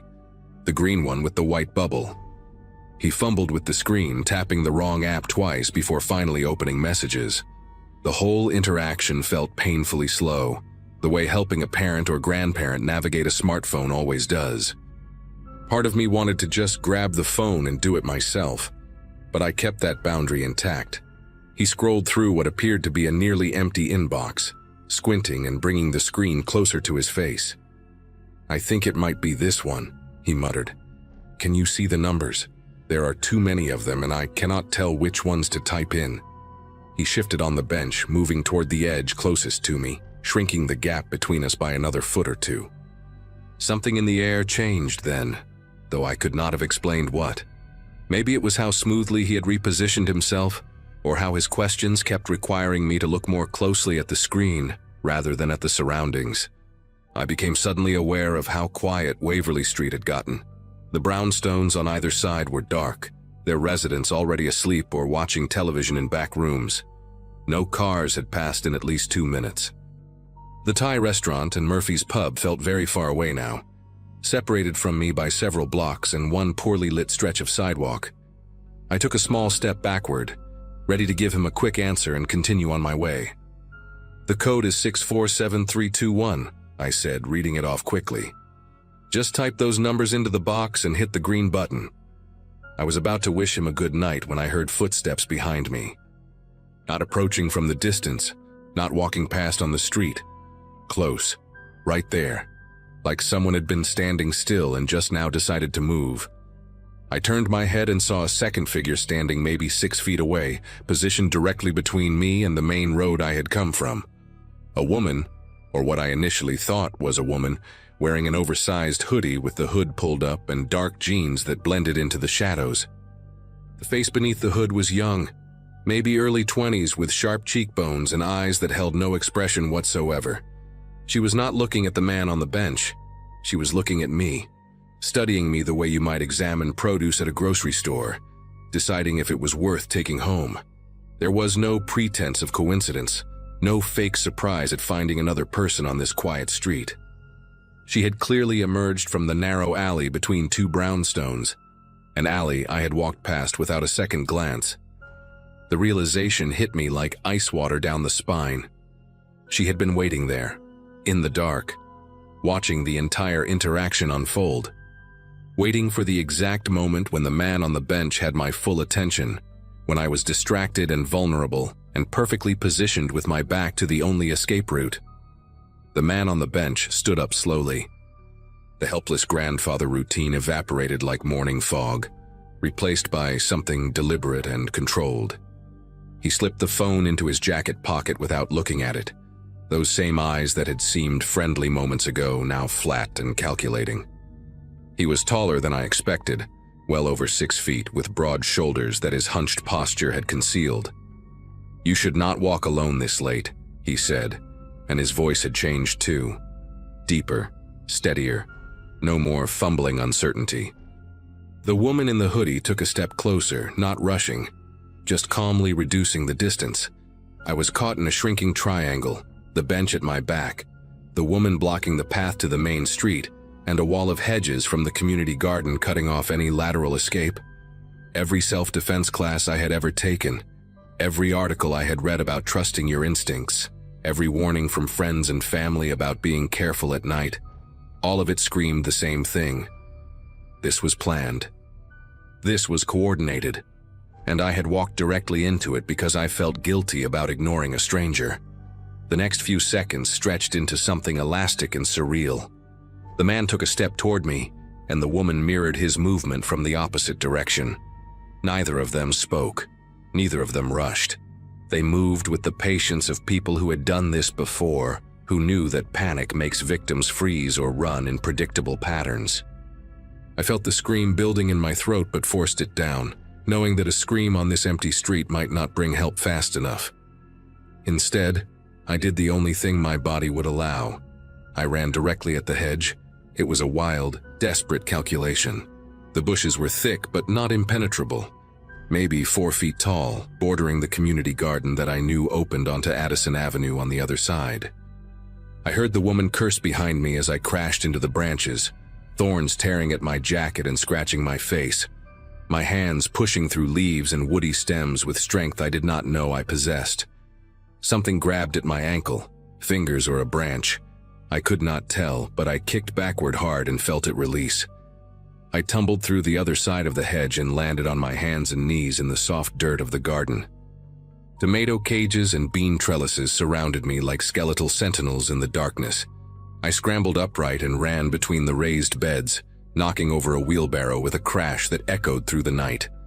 Behind me, I heard them pushing through the hedge, slower than I had been, maybe hesitant to follow into an open space with multiple exits. I did not look back. I reached the chain-link fence on the far side, climbed it in 3 desperate movements that left my palms bleeding from the wire, and dropped onto the sidewalk of Addison Avenue. A car was coming, headlights bright in the darkness, and I ran directly into the street waving my arms like a person possessed. The driver slammed on the brakes, horn blaring, and I was already at the passenger window pounding on the glass before the car fully stopped. Middle-aged woman stared at me with wide, frightened eyes. "Please," I said, and my voice came out cracked and breathless. "Please, there are people chasing me. Call 911, please." The woman, whose name I later learned was Candace, did not hesitate. She unlocked the doors and told me to get in while she dialed emergency services with shaking fingers. I collapsed into the passenger seat and locked the door immediately, my chest heaving, blood dripping from the scratches on my face onto her beige upholstery. Through the windshield, I watched the entrance to the community garden, expecting to see 2 figures emerge at any moment. But the seconds ticked by and no one appeared.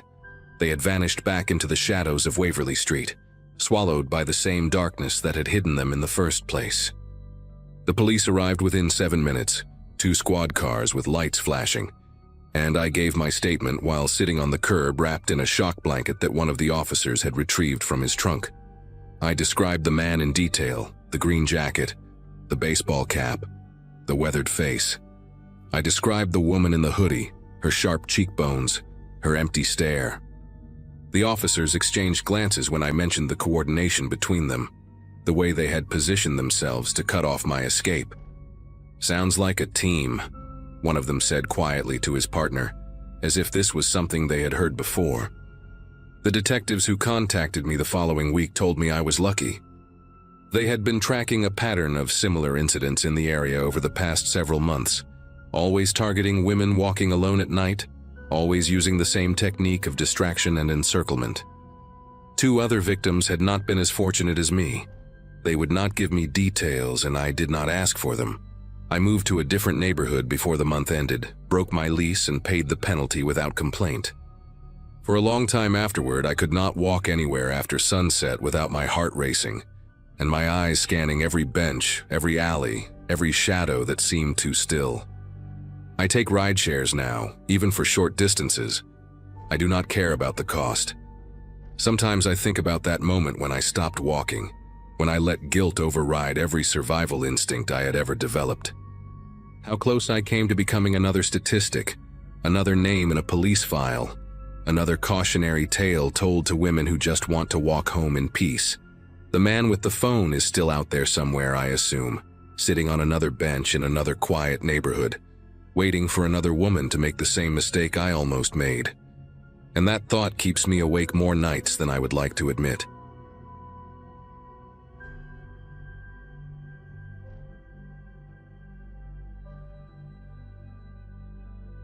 A stretch of empty highway late at night isn't usually where people expect anything meaningful to happen, but for me, it had become a second home. At that time in my life, I was juggling long shifts with the roadside assistance company while trying to save enough to move into a place that wasn't a shared basement apartment. Nights were quieter, paid a little better, and honestly gave me space to think. So when my work phone buzzed with a service request around 1:40 a.m., I didn't hesitate. The location was a long, forgotten segment of highway about 40 minutes from town. No streetlights, barely any signage, the kind of place where the darkness presses against the windows. I didn't bother calling dispatch to say I was heading out. I just grabbed the keys, threw on my jacket, and told myself it would be a quick tire change or a dead battery, nothing more. The road swallowed my headlights as I drove, and the temperature outside kept dipping lower than the forecast said it would. I remember noticing that the asphalt looked almost wet, even though it hadn't rained, like it was holding on to the cold. About 10 minutes from the pin on the GPS, I spotted a dim red glow on the shoulder, hazard lights pulsing weakly. At first, I didn't see anyone standing outside the vehicle, which struck me as strange given how cold it was. When I slowed down and rolled to a stop behind the car, 2 shapes finally came into view. One person leaning against the passenger side door, and another standing just a little too close to them. The man nearest the car had on a light denim jacket and kept one hand tucked into the pocket in a way that didn't match the weather. The driver, a woman maybe in her early 30s, held herself unnaturally still, like she was waiting for permission to speak. Stepping out of my truck, I called out a quick greeting, trying to sound casual. The man answered before the driver even lifted her head. He introduced himself as someone who just stopped to help and insisted everything was under control. His voice had this forced cheerfulness that didn't match his expression. His jaw was clenched tight, and he kept his eyes on me as if calculating something. The driver finally looked up, but only for a second, and it was the briefest glance, just enough for me to notice the way her hand twitched near her thigh. When the man shifted his stance, she made the smallest motion behind his back, a quick flick of her fingers toward me, almost like she was signaling without wanting him to see. It was so subtle I almost doubted I'd seen it. Trying to assess the situation, I walked closer and asked the driver if she'd requested assistance. The man answered again, louder this time, saying she had a flat tire and he was just about to take care of it. The woman didn't contradict him, but her shoulders tightened, and she pressed her lips together like she was bracing for something. Up close, I noticed her keys were still in the ignition, engine running, heat barely on. People with car trouble don't usually leave their engines running with strangers around. When I crouched near the back to check the tire, she made another tiny gesture, 2 quick taps against her leg, then a slow shake of her head. I felt a wave of unease that was hard to put into words, the kind that comes when your instincts start yelling long before your brain catches up. I stood up slowly, realizing I might have walked into something far more dangerous than a routine service call. I needed to buy myself a little time without tipping him off, so I pretended to focus on the tire, even though it was obvious the problem wasn't mechanical. The lug nuts looked untouched, and there were no punctures or bulges, nothing that would have triggered a service call. When I stood up again, the man had moved closer, not enough to seem aggressive, but enough to let me know he was tracking every move I made. He kept his feet angled toward me, like he was ready to cut off whatever direction I might choose. The woman kept her gaze lowered, but every so often her eyes flicked up toward me with this desperate urgency, the kind you recognize instantly, even if no one says a word. It hit me then that coming out here alone without notifying dispatch had been a real mistake, one I couldn't undo now. I asked the man directly how long he'd been there, hoping to read his reaction. His answer came too fast, like he'd rehearsed it. "Just a few minutes," he said, though the condensation on his jacket sleeve suggested otherwise. Then he added, almost as an afterthought, "She seemed nervous out here by herself." His eyes didn't match the tone he was trying to use. They were sharp, alert, watching for any shift in my posture. The woman swallowed hard and adjusted her coat with tiny, shaky movements. I could see a set of shallow scratches on her left wrist, thin and recent. When the man noticed me looking, he slid subtly to block my line of sight. That was the moment I stopped pretending this was anything normal. I stepped toward my truck under the excuse of grabbing tools, hoping to discreetly hit the emergency button on my radio. But halfway there, I heard gravel shift behind me. He'd followed, staying just close enough to make sure he could see what I was doing. My truck's cab light flicked on when I opened the door, and that seemed to agitate him. His voice dropped, no friendliness left in it, and he said, "No need for all that, I told you. We've got everything handled." That phrasing made it clear he wasn't talking about the car anymore. I kept my body angled so I could see him through the corner of my vision, trying to act like I was simply sorting through equipment. Every instinct I had was screaming at me to be careful, to not escalate anything unless I had no choice. Before I could figure out my next move, the woman spoke for the first time. Her voice was thin but steady, like she'd finally decided the risk of staying silent was worse than whatever might happen if she pushed back. "Could you please check the trunk?" she asked me, emphasizing the words in a way that didn't fit the question. The man whipped his head toward her, surprise breaking through whatever mask he'd been holding on to. That brief reaction told me everything. She wasn't asking about a spare tire. She was trying to carve out an opportunity, any opportunity, for one of us to break whatever hold he had on the situation. My pulse hammered as I realized every second I hesitated was another second she stayed trapped beside someone who clearly wasn't there to help her. The trunk request gave me a narrow opening, so I nodded and walked toward the back of the car. The man hesitated before following, and that hesitation alone told me he didn't want me near it. The woman stepped slightly to the side, positioning herself closer to my truck than before, like she was aligning her escape route in advance. As I reached the trunk, I deliberately slowed down, pretending to fumble with the latch while angling my body so I could see both of them in the reflection of the rear window. The man hovered behind me, too close again, arms stiff at his sides. "There's nothing back there," he insisted, but there was a sharpness to his voice now, a raw edge that replaced his earlier forced calm. I lifted the trunk anyway, even though I expected resistance. To my surprise, he allowed it, but his jaw tightened like he was waiting for a reason to intervene. Inside the trunk, everything was too clean. No tools, no luggage, not even a spare tire. A total empty shell except for a single bright blue windbreaker folded neatly in the corner. Most people driving that late at night have something back there. Jumper cables, old blankets, grocery bags, anything. The emptiness itself felt wrong. When I turned back toward the woman, she made a small motion with her elbow toward the man, almost like she was trying to tell me without words that the danger wasn't in the trunk at all. It was the person standing beside her. Her breathing had shifted, quiet but uneven, like she was trying to hold herself together. That was when I realized she'd positioned herself just a few steps from my truck's passenger door. She was calculating too. The man suddenly stepped between us and slammed the trunk shut with more force than necessary. "I told you, there's nothing there," he said, tone sharper now. The hollow thud echoed across the empty highway. He squared his shoulders toward me, and there was no attempt at friendliness left, no pretense. His eyes were locked on mine, and the tension rolling off him felt heavy enough to cut through the cold night air.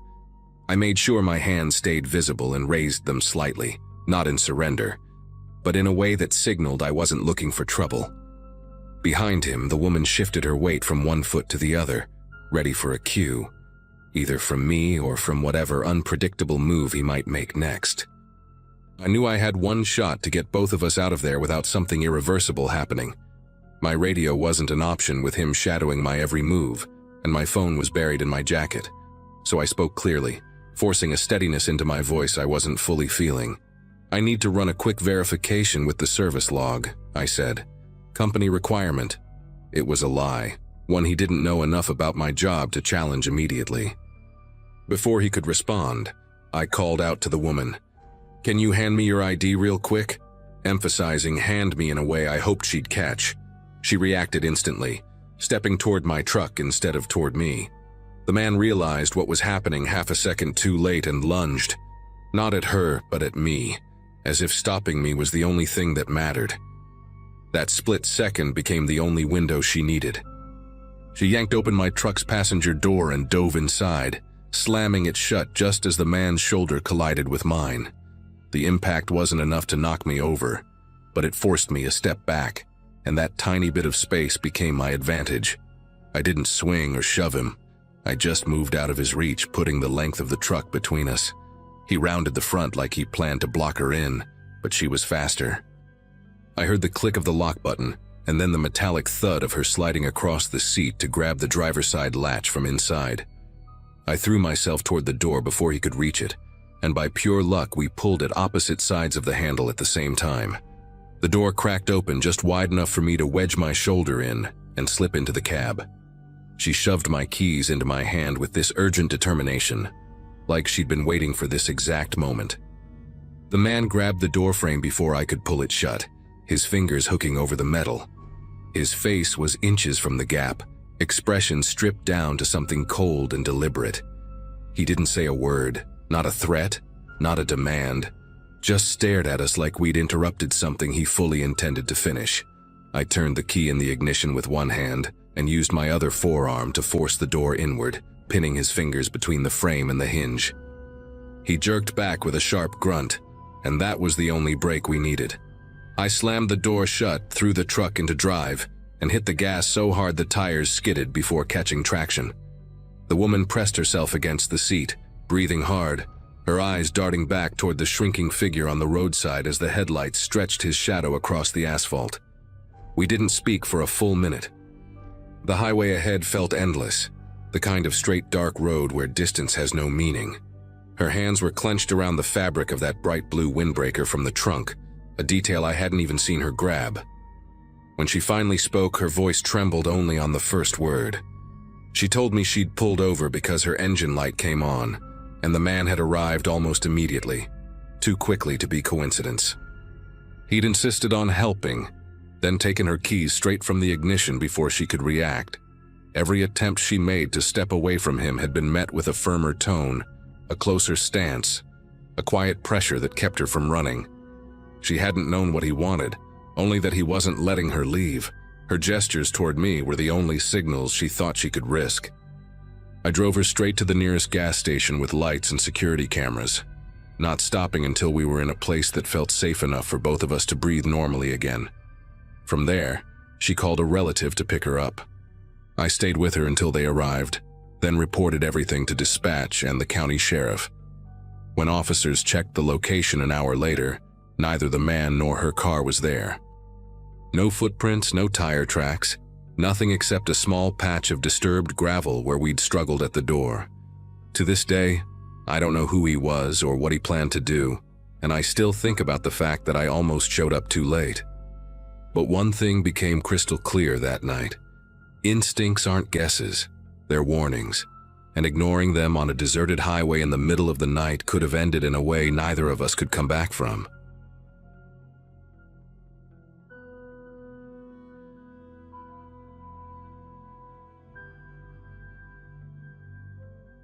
That night has stayed with me in a way I never expected, maybe because life felt so steady back then.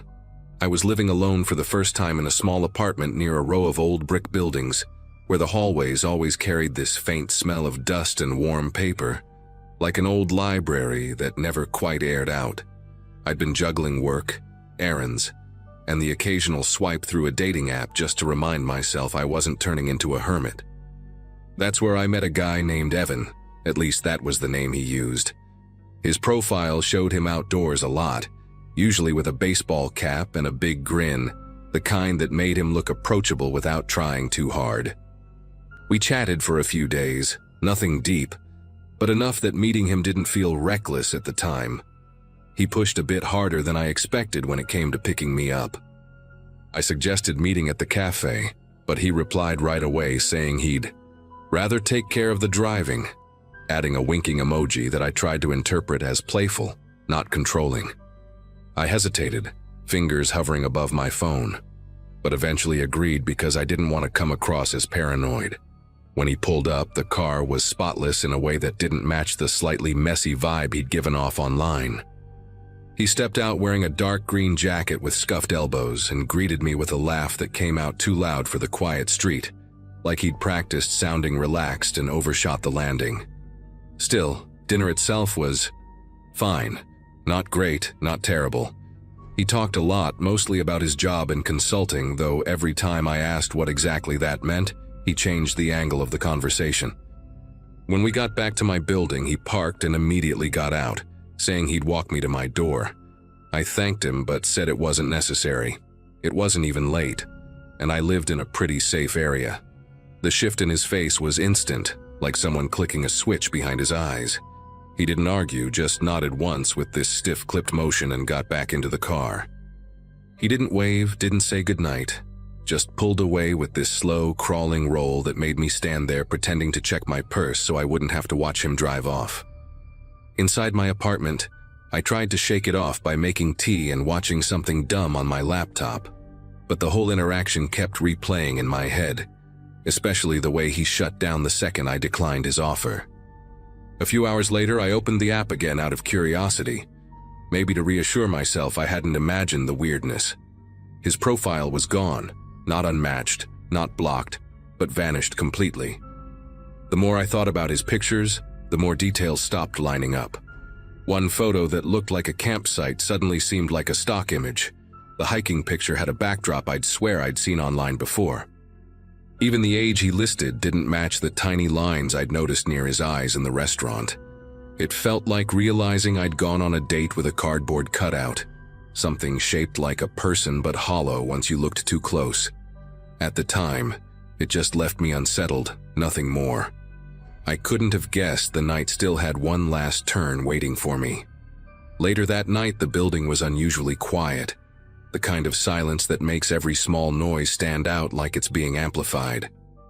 I couldn't sleep, so I left the living room lamp on and curled up on the couch scrolling through mindless videos just to distract myself. Every so often, the pipes in the wall let out these metallic pops, normal for the building, but they kept making me glance toward the hallway that led to my front door. Around midnight, something made me get up and walk to the peephole. It wasn't a noise exactly, more like the sense that the quiet had changed shape. When I looked through, the hallway was empty, but there was a faint shadow stretching across the floor, as if someone stood just outside the narrow field of view. I blinked hard, stepped back, and then leaned in again, but the shadow stayed, unmoving. My first instinct was to rationalize it. Maybe the light in the hallway was flickering, or maybe there was something leaning against the opposite wall casting that shape. I stood there arguing with myself in whispers, telling my brain to stop jumping to conclusions, but my body wouldn't move away from the door. Then I noticed something else. The air felt warmer near the peephole, like someone on the other side was standing close enough for their body heat to bleed through the wood. I rested my palm against the door for just a second and felt a faint vibration, rhythmic and subtle, like breathing. That's when the realization sank in that whoever or whatever was out there wasn't just passing through. They were waiting. I backed away slowly, keeping my eyes locked on the door. My apartment wasn't big, but suddenly it felt too open, with every lamp casting long, strange shadows across the walls. I reached for my phone, debating whether I should call someone, my friend Marina maybe, or even the building's security desk. But the idea of saying it out loud made me feel ridiculous. I hadn't seen a face. I hadn't heard footsteps, just a shadow and warmth. I kept trying to convince myself I was overreacting to a bad date and a worse vibe. Still, I turned off the TV and stood in silence, listening to every creak of the old building like it was a message. That's when the doorknob moved. It didn't rattle or jerk like in movies. It rotated slowly, deliberate enough that I heard each tiny shift of metal, like someone testing it with patience. Like they already knew I lived alone and wanted to see if I'd forgotten to lock the deadbolt. I felt my breath catch, not in a dramatic way, but in a quiet, instinctive way, like my body was bracing for something it didn't want to name. I took 2 steps back, then 3, gripping my phone so tightly my fingers tingled. The knob never turned all the way, but it moved just enough to prove that what I'd felt wasn't imagination. Someone was standing at my door, trying to get in as calmly as if they had all night to try. The sound stopped as suddenly as it began, but the silence that followed felt heavier than before, almost like it had weight to it. I kept staring at the door, expecting the knob to turn again, but nothing happened. I waited a full minute before tiptoeing back toward the peephole, moving slowly enough that the floorboards wouldn't betray me. When I pressed my eye against the tiny glass, the hallway looked normal again. Empty still, lit by that tired yellow bulb overhead. But the shadow I'd seen earlier wasn't there anymore. The air around the door didn't feel warm either. Everything looked so plain that I started wondering if my mind had stitched the whole thing together out of leftover anxiety from the date. I almost convinced myself of that, right up until I noticed the faintest echo of a shoe print right at the edge of my doormat, like someone had been shifting their weight back and forth while waiting. I backed away from the door and sat on the floor with my knees pulled up, trying to steady myself. I thought about calling the police, but what would I even say?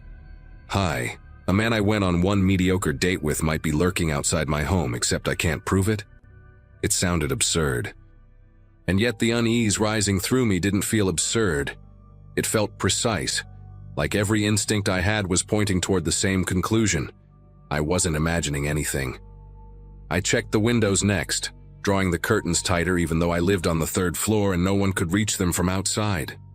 Then, I turned off the lamp in the living room, leaving only the soft glow from the kitchen nightlight.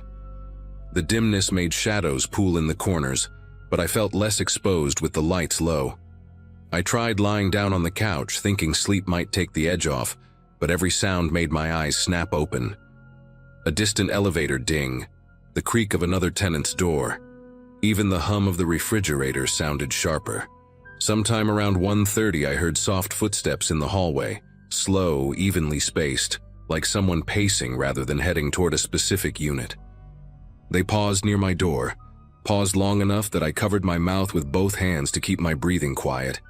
Then the steps continued a few paces and stopped again, right near the stairwell. Whoever it was didn't go down the stairs or toward the elevator. They just stood there, listening, waiting. The presence felt intentional, like I was the only reason they were lingering on my floor at all. I stayed frozen on the couch until the footsteps eventually faded, but I didn't dare check the peephole again. My phone battery hovered at 12%, and I kept it clutched in my hand just in case. Every scenario I could think of flashed through my mind, each one worse than the last. I kept replaying the shift in Evan's face when I refused to let him walk me to my door. The stiffness in his posture, the sudden quiet, the way he pulled away without a single word. All those strange gaps in his stories at dinner had felt mildly annoying at the time.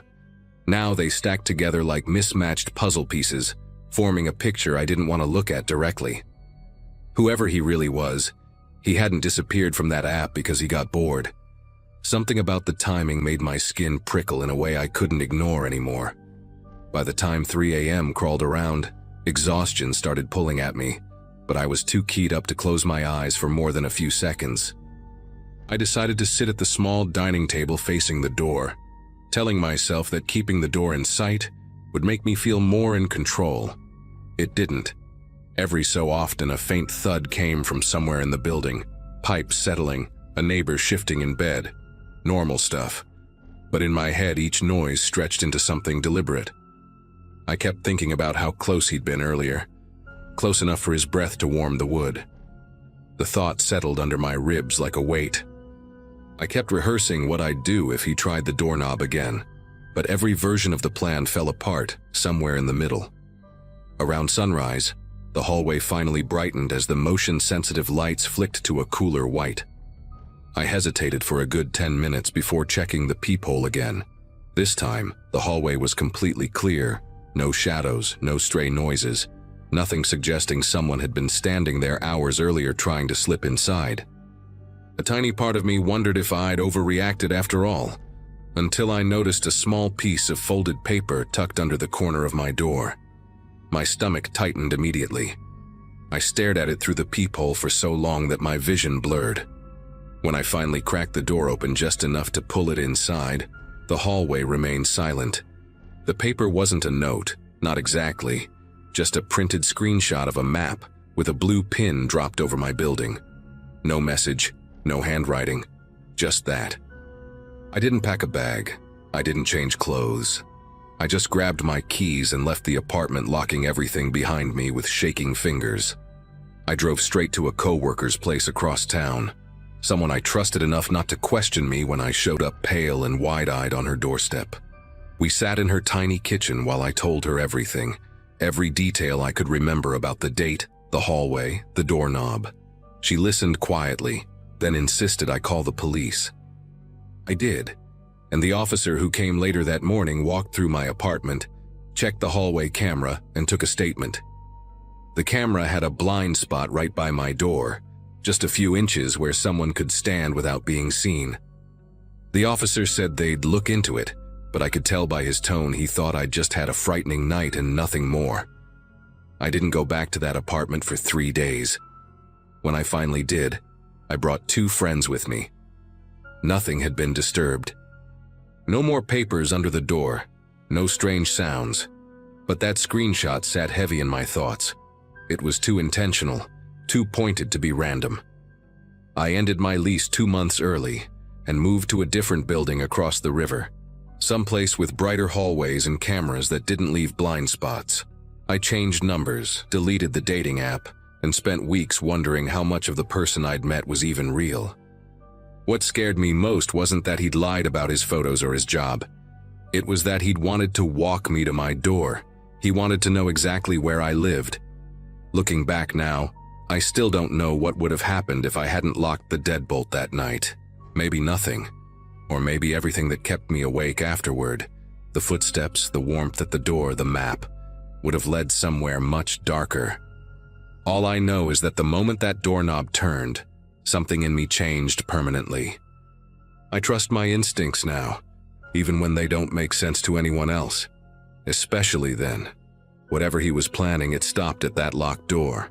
And that's enough closure for me, even if the rest of it never makes sense.